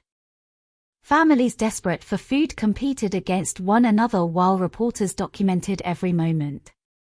Instead of celebrating generosity, newspapers described confusion and frustration. The operation revealed not only the complexity of emergency aid but also the deep economic inequalities already present throughout California. From their hidden locations, the SLA watched. Their response was swift. They declared the effort insufficient. The food distribution had failed to satisfy their conditions. Patty would not be released. Hope collapsed once again. For investigators, another realization slowly emerged. The kidnappers were not improvising. Each communication appeared carefully designed to dominate public attention. Every statement prolonged uncertainty. Every demand forced the Hurst family into another impossible position. The victim had become more than a hostage. She had become the centerpiece of an unfolding political spectacle. Inside FBI headquarters, analysts began examining every communique issued by the SLA. Language patterns were studied. References to ideology were compared with previous writings linked to the organization. Investigators searched for hidden clues that might reveal locations or identities. Little emerged. The statements were theatrical but disciplined. They revealed intention without revealing geography. Meanwhile, somewhere beyond the reach of law enforcement, Patty remained in captivity. The public knew almost nothing about her physical condition. Rumors spread constantly. Some newspapers claimed she was being moved every few days. Others suggested she remained hidden inside the Bay Area. Anonymous callers offered false sightings from multiple states. Each report required investigation. Most led nowhere. The search expanded dramatically. Federal agents distributed photographs nationwide. Airports, bus terminals, train stations, and border crossings received alerts. Officers checked abandoned buildings, remote cabins, and apartments connected to known extremists. Thousands of tips poured into law enforcement offices. Most were mistaken. Many reflected little more than frightened imaginations influenced by relentless media coverage. Every young woman resembling Patty suddenly attracted attention. Every suspicious fan became a possible lead. The investigation consumed extraordinary resources. Yet despite nationwide publicity, the most important question remained unanswered. Where was Patty Hurst? No investigator could answer it. No witness could identify the hiding place. No forensic evidence pointed toward the next destination. The apartment in Berkeley had revealed how the crime began. It revealed almost nothing about where it had gone. As winter slowly gave way to spring, the investigation entered its most frustrating phase. Authorities possessed a famous victim. A known extremist organization. National attention. Unlimited determination. And almost no meaningful path toward rescue. The crime scene had surrendered its secrets.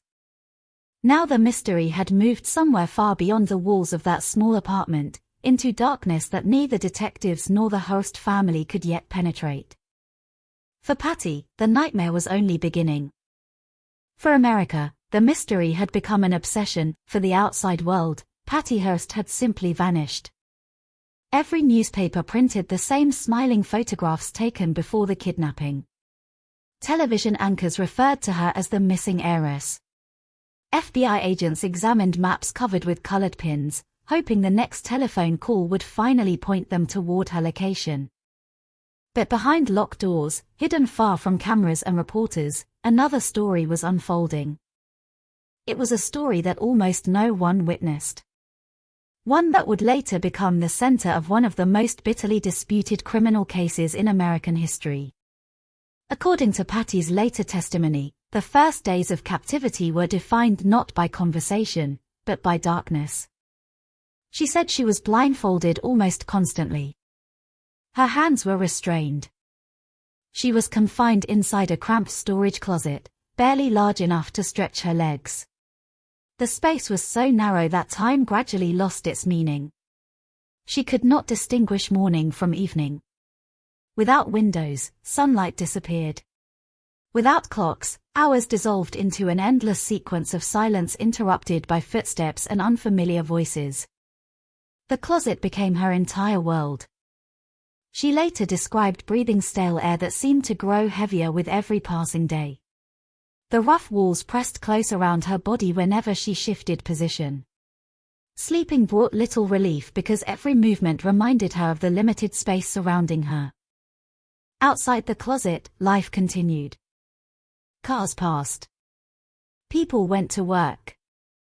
Students attended classes. Families gathered around dinner tables. Inside, however, there was only uncertainty. She did not know where she had been taken. She did not know whether anyone was searching nearby. She did not know whether she would survive the week. The people guarding her made certain she understood one message above all others. Her life depended entirely upon them. Patty later testified that members of the Symbionese Liberation Army repeatedly threatened to kill her if she resisted or attempted escape. She also alleged that she was sexually assaulted during her captivity by members of the group. These allegations became an important part of her later legal defense, although aspects of what occurred during captivity have remained the subject of historical debate and differing interpretations. Fear, however, did not depend upon public agreement. For someone held against her will, uncertainty itself became a weapon. Each time footsteps approached the closet door, Patty could not know what would happen next. Would they bring food? Would another interrogation begin? Would another threat follow? Would this finally be the day they carried out the promises of violence they had repeatedly made? The human brain is remarkably adaptable. It constantly searches for patterns, even inside chaos. Hostage specialists have long observed that prolonged captivity alters the way people process information. Survival gradually becomes the primary objective. Decisions once guided by personal values become shaped by immediate danger. Every word spoken, every facial expression, every change in tone, everything may carry consequences. Inside the SLA safe house, ordinary social rules disappeared. The kidnappers controlled food, water, sleep, movement, information. Even silence belonged to them. Patty later described spending long periods listening rather than speaking. The members of the organization talked constantly. Politics filled the room. Capitalism, revolution, imperialism, oppression, armed struggle. Again and again, they explained their vision of America. The discussions were not casual debates. They were lectures. Repeated daily. Sometimes for hours. Patty had no opportunity to leave. No opportunity to challenge every argument. No opportunity to return to familiar voices offering alternative perspectives. Isolation magnified every message. Psychologists often describe this kind of environment as one in which outside reality gradually disappears. Whether someone ultimately accepts the ideas presented is another question entirely. But constant exposure changes the landscape of thought. The kidnappers appeared determined to reshape how Patty understood both herself and the world around her. They rarely referred to her as an individual. Instead, they reminded her of her family name. To them, she represented inherited privilege, wealth, media influence, everything they claimed to oppose. The irony remained profound. The young woman confined inside the closet possessed no meaningful control over the newspaper empire her grandfather had built. Yet symbols rarely require accuracy. Political movements often choose symbols because they simplify complicated realities. For the SLA, Patty's surname mattered more than her personal history. Meanwhile, the physical conditions of captivity wore steadily against her. Sleep came in fragments. Meals were unpredictable. Personal hygiene became almost impossible. Without mirrors, she could not even watch herself changing. Days blended together until memory itself became uncertain. Had it been 3 days? 5? 2 weeks? Time became elastic. Many former hostages have described the same phenomenon. Without ordinary routines, calendars lose meaning. Hope becomes difficult to measure. 1 hour feels endless. 1 week disappears almost unnoticed. Somewhere during those early weeks, according to later testimony, the nature of Patty's captivity began to change. The closet door opened more frequently. She was permitted to spend limited periods outside the confined space while still under close supervision. Conversations grew longer. Political instruction continued. The members of the organization discussed revolution not as an abstract concept but as an inevitable future. They portrayed themselves as soldiers rather than criminals. In their minds, kidnapping Patty had not been an act of violence. It had been an act of justice. That distinction mattered enormously to them. Groups engaged in political extremism often construct moral frameworks that justify actions most people consider indefensible. Once violence is redefined as necessity, almost any act can become acceptable within that belief system. Patty remained surrounded by people who reinforced one another's convictions every hour of every day.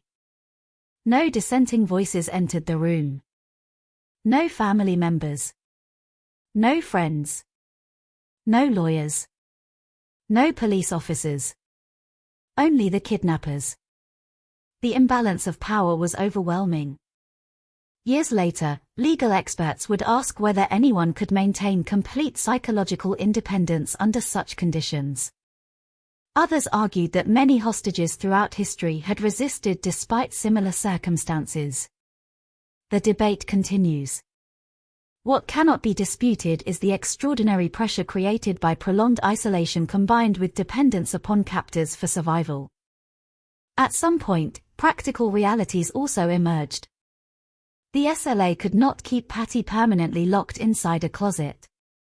Moving between safe houses required her cooperation. Living spaces were limited. The organization itself remained under increasing pressure from law enforcement. Every relocation introduced new risks. Members needed Patty to follow instructions. Whether that cooperation resulted primarily from fear, psychological adaptation, calculated survival, or some combination of all three would later become one of the central questions of the trial. No observer outside the group could witness those daily interactions firsthand. Everything occurring inside remained hidden behind closed doors. Outside, America continued waiting. The host family listened anxiously for every new recording released through the media. Investigators analyzed each communication. Journalists searched endlessly for fresh information.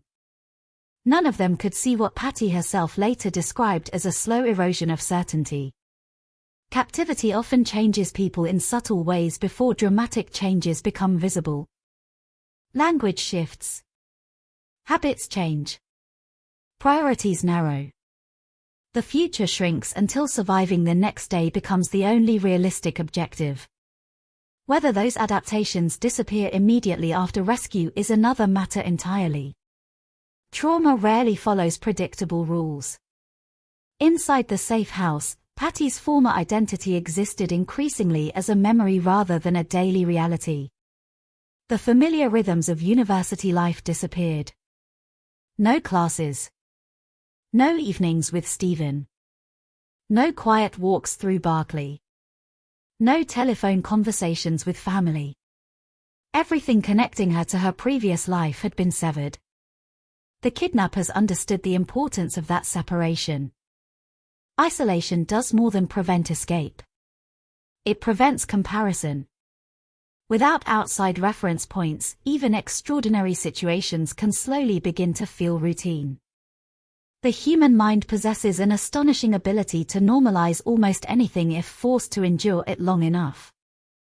That capacity often allows people to survive. It can also complicate how later observers interpret their behavior. As February drew toward March, one fact became increasingly clear. The kidnapping had evolved into something much larger than a hostage crisis. The SLA was preparing its next move. And whatever they intended, Patty would no longer remain merely a silent captive hidden from public view. Soon, the world would hear her voice. What that voice would say would leave an entire nation questioning everything it believed it understood about victims, coercion, and the limits of the human mind. By the time March 1974 arrived, America had settled into an uneasy routine. Every morning began with the same question.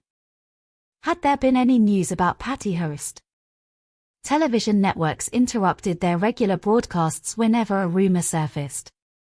Newspapers reserved space on their front pages for updates, even when there was little new information to report. The FBI continued pursuing hundreds of leads, most of which ended in disappointment. The Hearst family remained trapped between hope and helplessness, waiting for proof that Patty was still alive. Then, after weeks of silence, that proof finally came. It arrived not as a rescue. Not as a telephone call from investigators. Not as a sighting reported by a witness. It arrived on a cassette tape. The package was delivered to the media, exactly as the Symbionese Liberation Army intended. Reporters gathered around tape recorders while federal agents examined the delivery for fingerprints and other forensic evidence. Before anyone pressed the play button, tension filled the room. Everyone expected to hear the frightened voice of a kidnapping victim. Instead, they heard something altogether different. The recording began with Patty identifying herself. Her voice sounded controlled, measured, calm enough to surprise those who knew her. There were no desperate cries for help. No coded messages that investigators could easily recognize. No obvious attempts to reveal her location. The young woman speaking did not sound like someone begging to be rescued. Across the country, millions of Americans listened in stunned silence as broadcasters replayed the recording. Parents stopped what they were doing. Office workers gathered around radios. Families turned up the volume on their televisions. The nation leaned closer, searching every sentence for hidden meaning. Many believed they would hear evidence that Patty was alive and waiting for help. Instead, uncertainty only deepened. The tape revealed that she had criticized her family and expressed support for the organization that had abducted her. For listeners, the tone was startling. Whether the words reflected genuine belief, coercion, or survival under extreme pressure was impossible to determine from the recording alone, but the effect on public opinion was immediate. The FBI listened repeatedly. Audio specialists examined the recording, searching for background noises that might identify a location. A passing train. An airplane overhead. Traffic. Anything. The tape offered almost nothing useful. The kidnappers had prepared carefully. Their message was political. Every sentence appeared designed not merely to communicate with the Hearst family but to influence the entire nation. Inside the Hearst household, the emotional impact was devastating. Family members recognized Patty's voice immediately. She was alive. That realization alone brought overwhelming relief. But relief quickly gave way to confusion. The language sounded unfamiliar. The confidence in her tone felt unlike the frightened young woman they believed had been taken by force. Could someone truly change so dramatically in only a matter of weeks? Or was she speaking under circumstances no listener could possibly understand? No one could answer. The recording became the first great mystery of the case. Psychologists who heard it reached different conclusions. Some argued that extreme fear could influence speech patterns and apparent emotional control. They noted that hostages often attempt to avoid provoking their captors, especially when they know those captors will hear everything they say. Others remained skeptical. They believed the recording suggested something more complicated than simple coercion.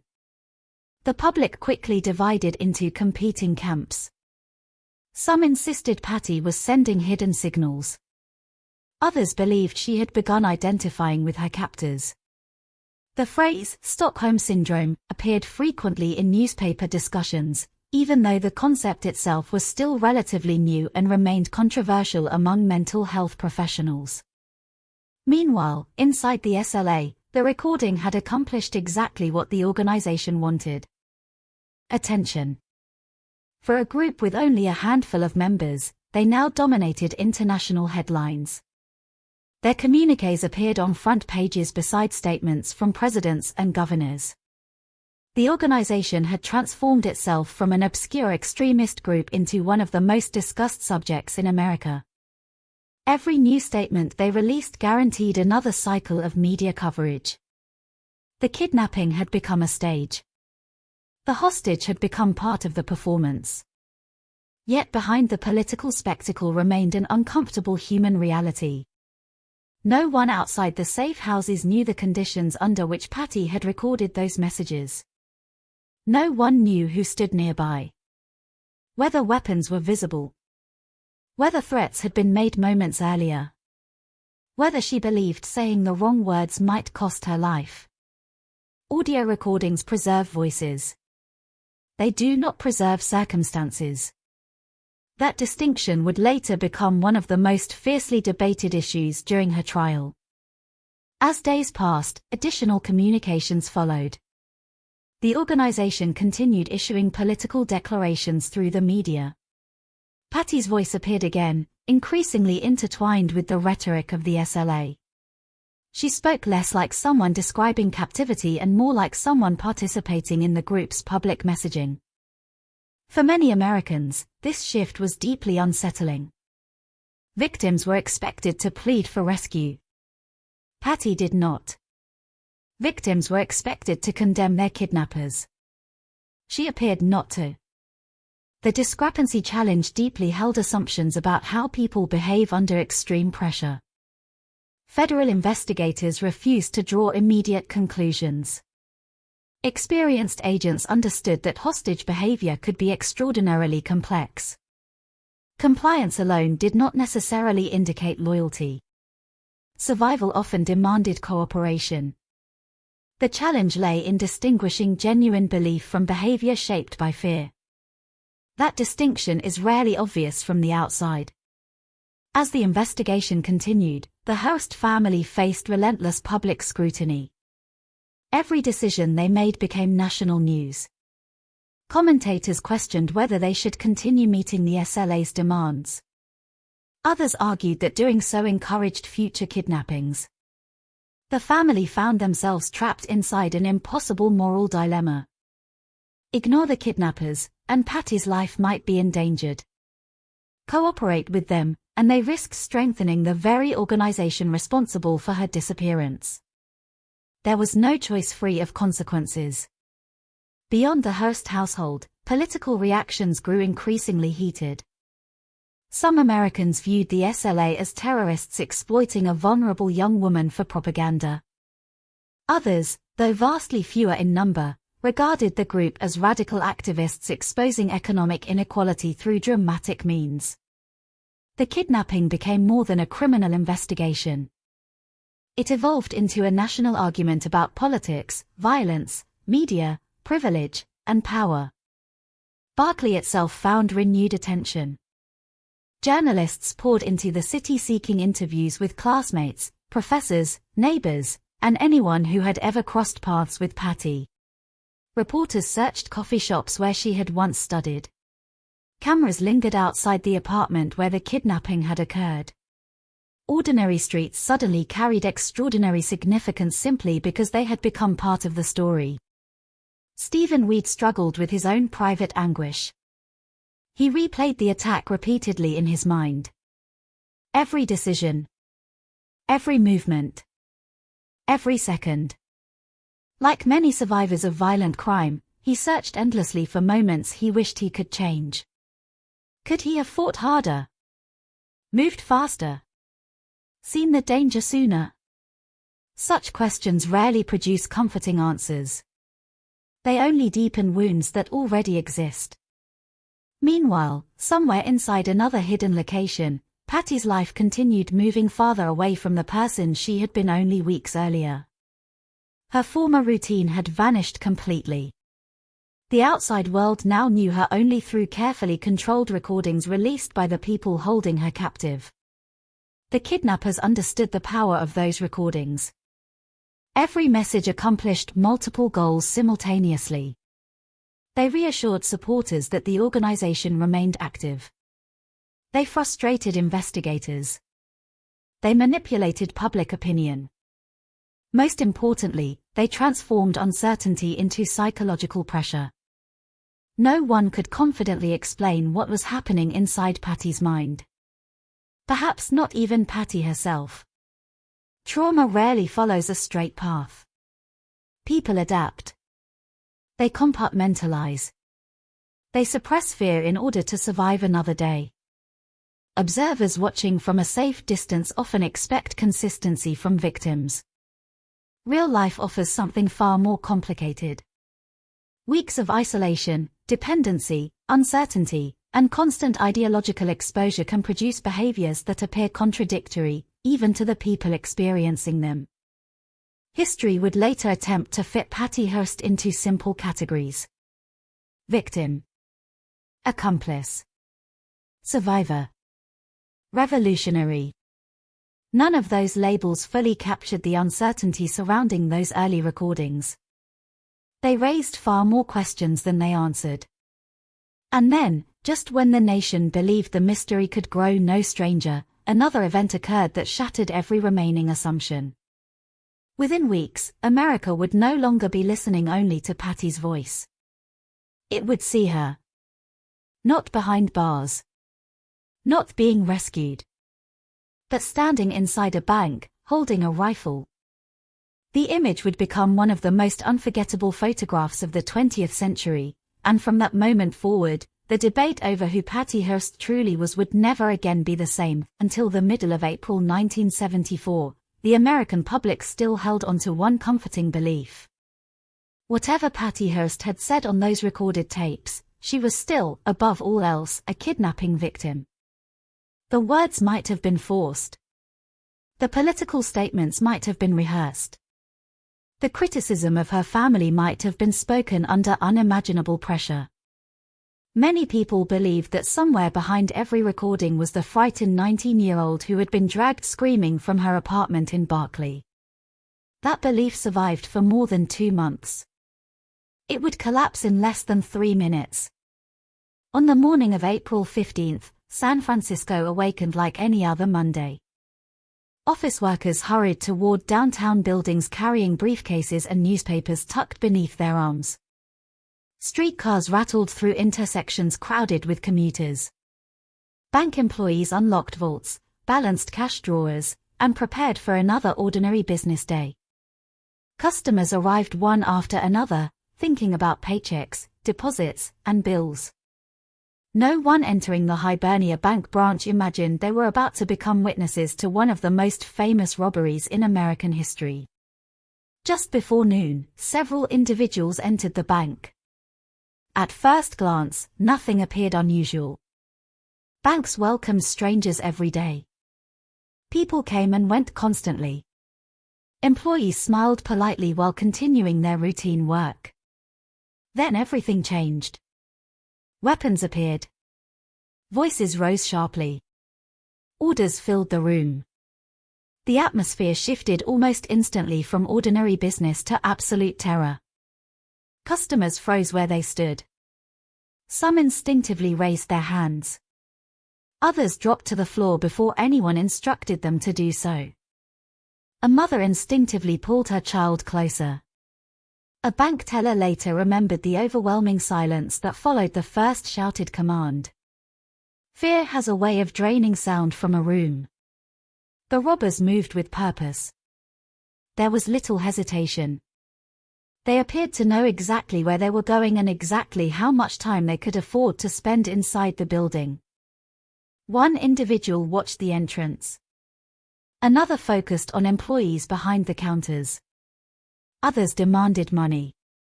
Every second mattered. The robbery lasted only minutes. Yet those few minutes would permanently alter the course of the Patty Hearst investigation. Mounted high above the banking floor, a security camera quietly recorded the unfolding crime. Unlike frightened witnesses, the camera did not panic. It simply observed. Frame after frame. Silent. Unemotional. Unforgiving. When investigators later developed the surveillance photographs, one image immediately captured everyone's attention. Standing inside the bank was a young woman carrying an M1 carbine rifle. She wore practical clothing. Her posture appeared controlled. Her attention remained fixed on the people around her. There was no visible struggle. No one seemed to be forcing her hands onto the weapon. No obvious captor stood immediately beside her. Within hours, investigators compared the image with photographs already circulating nationwide. The resemblance was unmistakable. The woman holding the rifle appeared to be Patty Hearst. For a brief moment, many refused to believe it. There had to be some mistake. The grainy quality of surveillance cameras often produced misleading images. Perhaps it was someone who merely looked similar.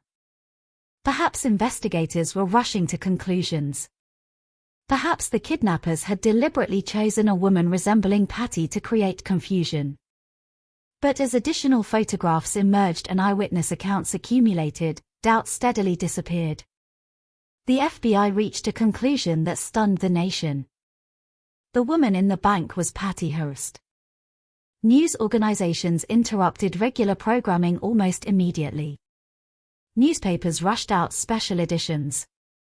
Television screens across America displayed the now iconic surveillance image. The reaction bordered on disbelief. Only weeks earlier, Patty had been universally viewed as the victim of a brutal kidnapping. Now she appeared armed during a violent bank robbery.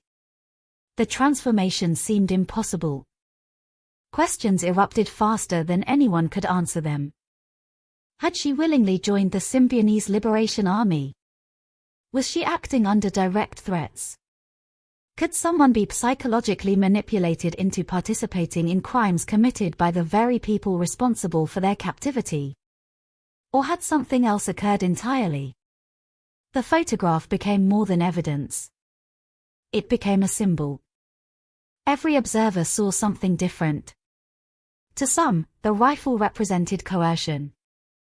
To others, it represented commitment. One image. Two completely different interpretations. Witnesses inside the bank later described an operation that appeared organized and disciplined. Some remembered Patty speaking with confidence. Others recalled that she seemed focused on maintaining control over frightened customers. Yet eyewitness testimony is rarely perfect. Violent events distort memory. Fear narrows attention. People remember fragments rather than complete scenes. Some witnesses concentrated on the weapons. Others remembered faces. Many admitted afterward that the robbery happened so quickly they struggled to reconstruct the precise sequence of events. Still, one fact remained undeniable. The robbery had succeeded. Approximately $10,000 had been taken before the robbers escaped. By the time police arrived, the group had disappeared into the maze of San Francisco streets. Investigators immediately launched one of the largest manhunts in California.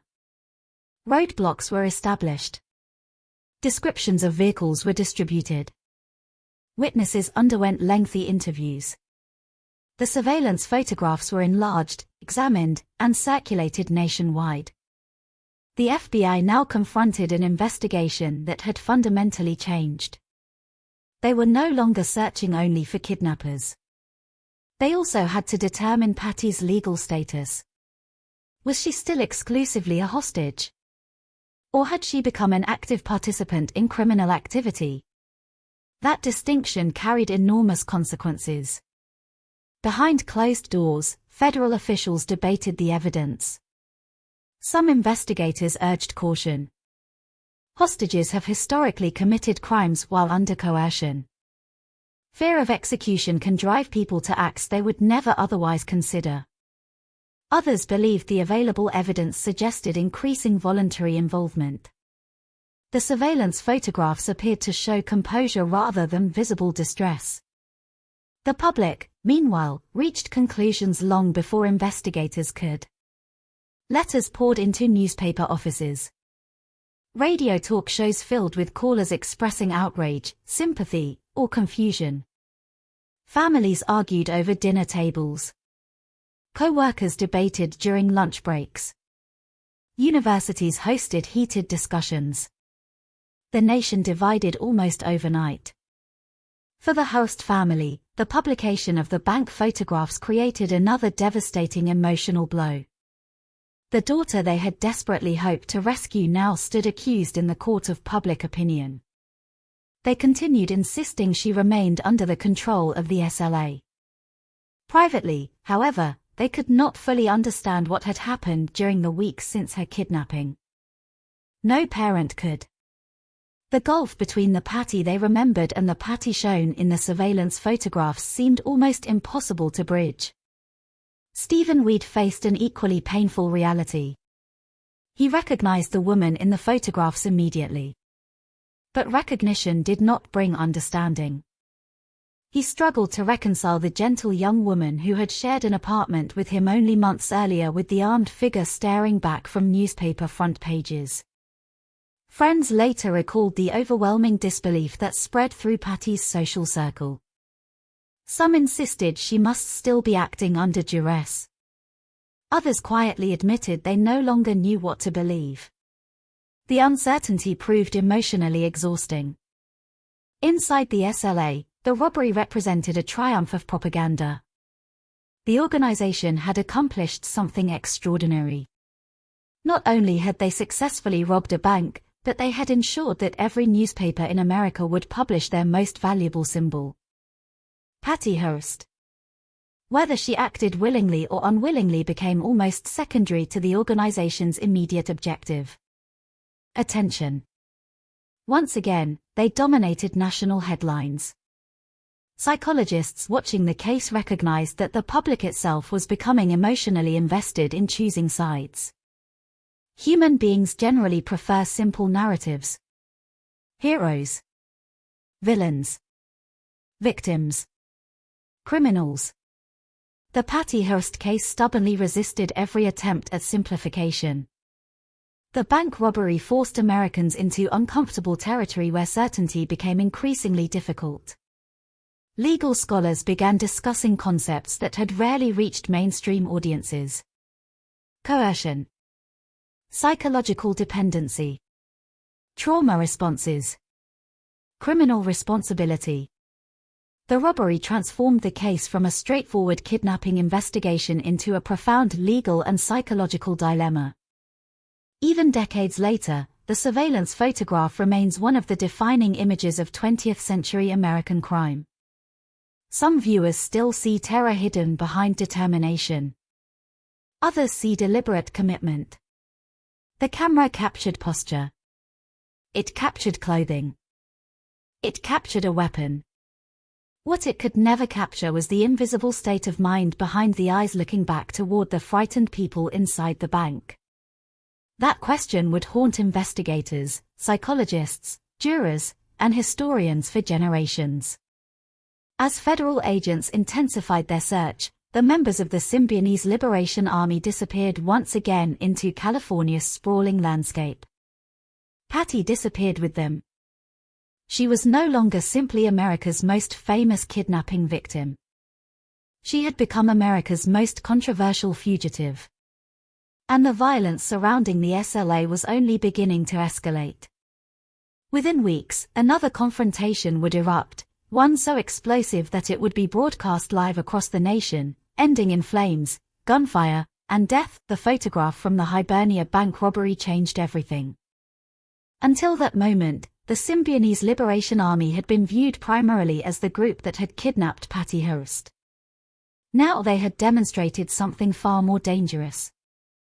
They were mobile, organized, armed, and willing to commit increasingly bold acts in broad daylight.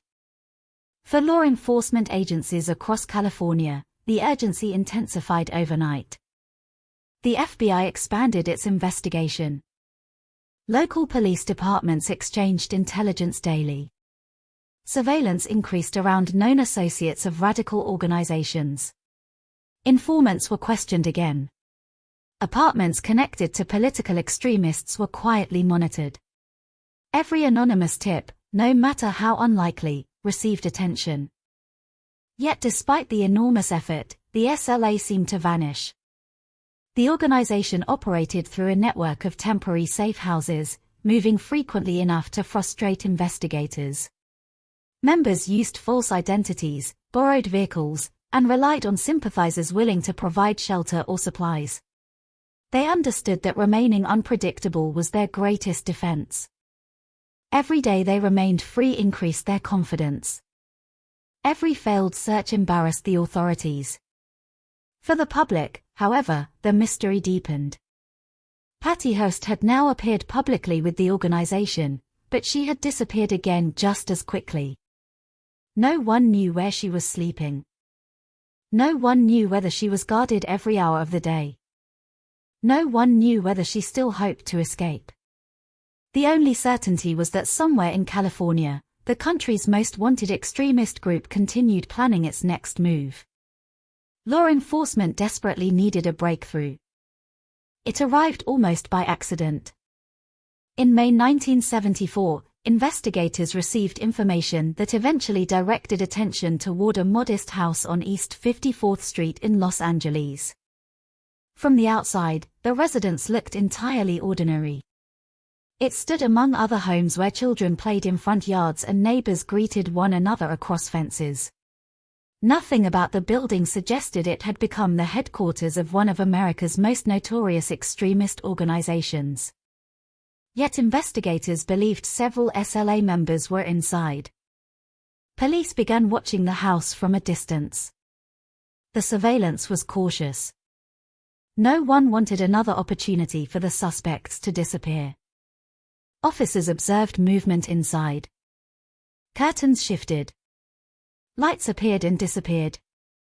Vehicles arrived and left. Gradually, confidence grew that this was indeed one of the organization's safe houses. The operation expanded rapidly. The Los Angeles Police Department coordinated with other agencies. Specialized tactical officers assembled nearby. Roads surrounding the neighborhood were quietly secured. Residents living close to the house were warned to remain indoors or leave the immediate area. Even then, few imagined what was about to happen. On the morning of May 17, authorities made their move. Accounts differ regarding the exact sequence of the first moments, but within minutes, negotiations gave way to violence. Gunfire erupted. Not isolated shots. Sustained bursts. Automatic weapons answered police rifles. Bullets shattered windows and tore through walls. Officers scrambled for cover behind patrol cars while neighbors watched in disbelief from safer locations. Television news crews, already following developments in the Patty Hearst investigation, arrived quickly. Some cameras began broadcasting live. America suddenly found itself witnessing an urban gun battle unfold in real time. Smoke drifted from broken windows. Officers shouted commands. Gunfire echoed through the neighborhood with startling intensity. The members of the SLA inside the house refused to surrender. Instead, they fought.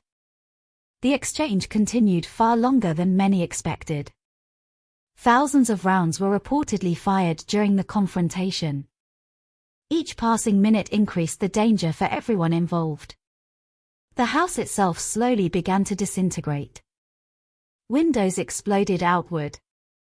Wood splintered. Walls absorbed repeated impacts. Then flames appeared. Exactly how the fire began has been examined extensively over the years. During the firefight, tear gas canisters and other tactical measures were deployed by law enforcement, and the house eventually caught fire. Once the blaze intensified, it spread rapidly through the structure. Dark smoke billowed into the California sky. Television cameras captured images that soon became almost as iconic as the Hibernia Bank photograph. Viewers across the country watched a suburban house transformed into an inferno. Inside remained armed members of the SLA. Police repeatedly called for surrender. No one emerged. Instead, gunfire continued from within the burning structure. The spectacle was almost unimaginable. Flames consumed room after room while shots still echoed from inside. Reporters struggled to describe what they were witnessing. Viewers sat frozen before television sets, unable to look away. Eventually, the roof collapsed. The fire overwhelmed everything. When the shooting finally stopped, an eerie silence settled over the neighborhood. The confrontation had ended. The fire continued burning. Hours later, investigators carefully entered the charred remains. What they discovered confirmed the scale of the tragedy. 6 members of the Symbionese Liberation Army had died inside the house. Among them was Donald DeFries, the organization's founder and leader, known to followers as Sank. His death marked a devastating blow to the group. Several other prominent members also perished. The organization that had terrified the nation only months earlier appeared to have suffered a catastrophic defeat. For a brief moment, many Americans believed the Patty Hearst case was nearing its conclusion. If the leadership had been destroyed, perhaps Patty would soon be found. Perhaps she had been inside the house. Perhaps investigators would finally uncover the truth about everything that had happened since February. Search teams combed through the burned structure with extraordinary care. Every room was examined. Every body identified. Every piece of evidence catalogued. There was only one problem. Patty Hearst was not there. Neither were several surviving members of the organization. The realization stunned investigators.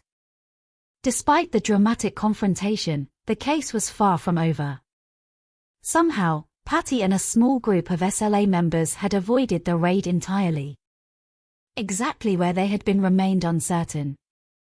The surviving faction disappeared once again into California. The manhunt resumed almost immediately. If anything, it became even more complicated. The organization had lost its founder. Its ideology, however, had not disappeared. The surviving members were now fugitives with little left to lose. Authorities feared they might become even more unpredictable. Across the nation, newspapers devoted entire front pages to photographs of the burning house. The images carried enormous symbolic weight. America had watched what looked remarkably like a battlefield, not in a distant war zone but inside one of its own cities. The confrontation forced uncomfortable questions about domestic extremism. How had such a small organization acquired enough weapons to sustain a prolonged firefight with police? How had it managed to survive for months despite intense national attention? And perhaps most importantly, where was Patty Hearst? The Hearst family experienced another emotional reversal. The destruction of the safe house brought hope for only a few hours. When investigators confirmed Patty had not been found, that hope vanished. Once again, they faced uncertainty. Was she still alive? Had she willingly remained with the surviving members? Was she being transported constantly to avoid capture? No answer arrived. Meanwhile, investigators analyzed every document recovered from the burned residence. Political writings. Maps. Weapons. Personal belongings. Fragments of correspondence. Some evidence helped reconstruct the internal structure of the organization. Much of it had been destroyed by fire. The opportunity to fully understand the SLA's operations disappeared with the flames. Psychologically, the confrontation also marked an important turning point. The surviving members had now witnessed the violent deaths of friends and comrades. Whatever internal dynamics existed within the group afterward were almost certainly altered by grief, fear, anger, and determination. For Patty, if she remained among them, the event may also have carried profound emotional consequences. Whether she viewed the dead as captors, companions, or something more complicated remains impossible to know with certainty. Those private experiences disappeared into history. The public saw only headlines. Burning house. Dead extremists. Leader killed. Patty still missing. The case refused to end. Instead, it transformed once again. The organization became smaller. More secretive. More desperate. And somewhere beyond the reach of investigators, Patty Hearst continued moving through a life that had become almost completely disconnected from the young college student who had once believed her greatest concerns involved classes, friends, and plans for marriage. Months had now passed since the kidnapping. The search had crossed cities, counties, and countless false leads. One safe house had been destroyed. Its leader was dead. Yet the central mystery remained untouched. Patty Hearst was still missing. And with every passing week, the line separating hostage from fugitive became even more difficult for America to define.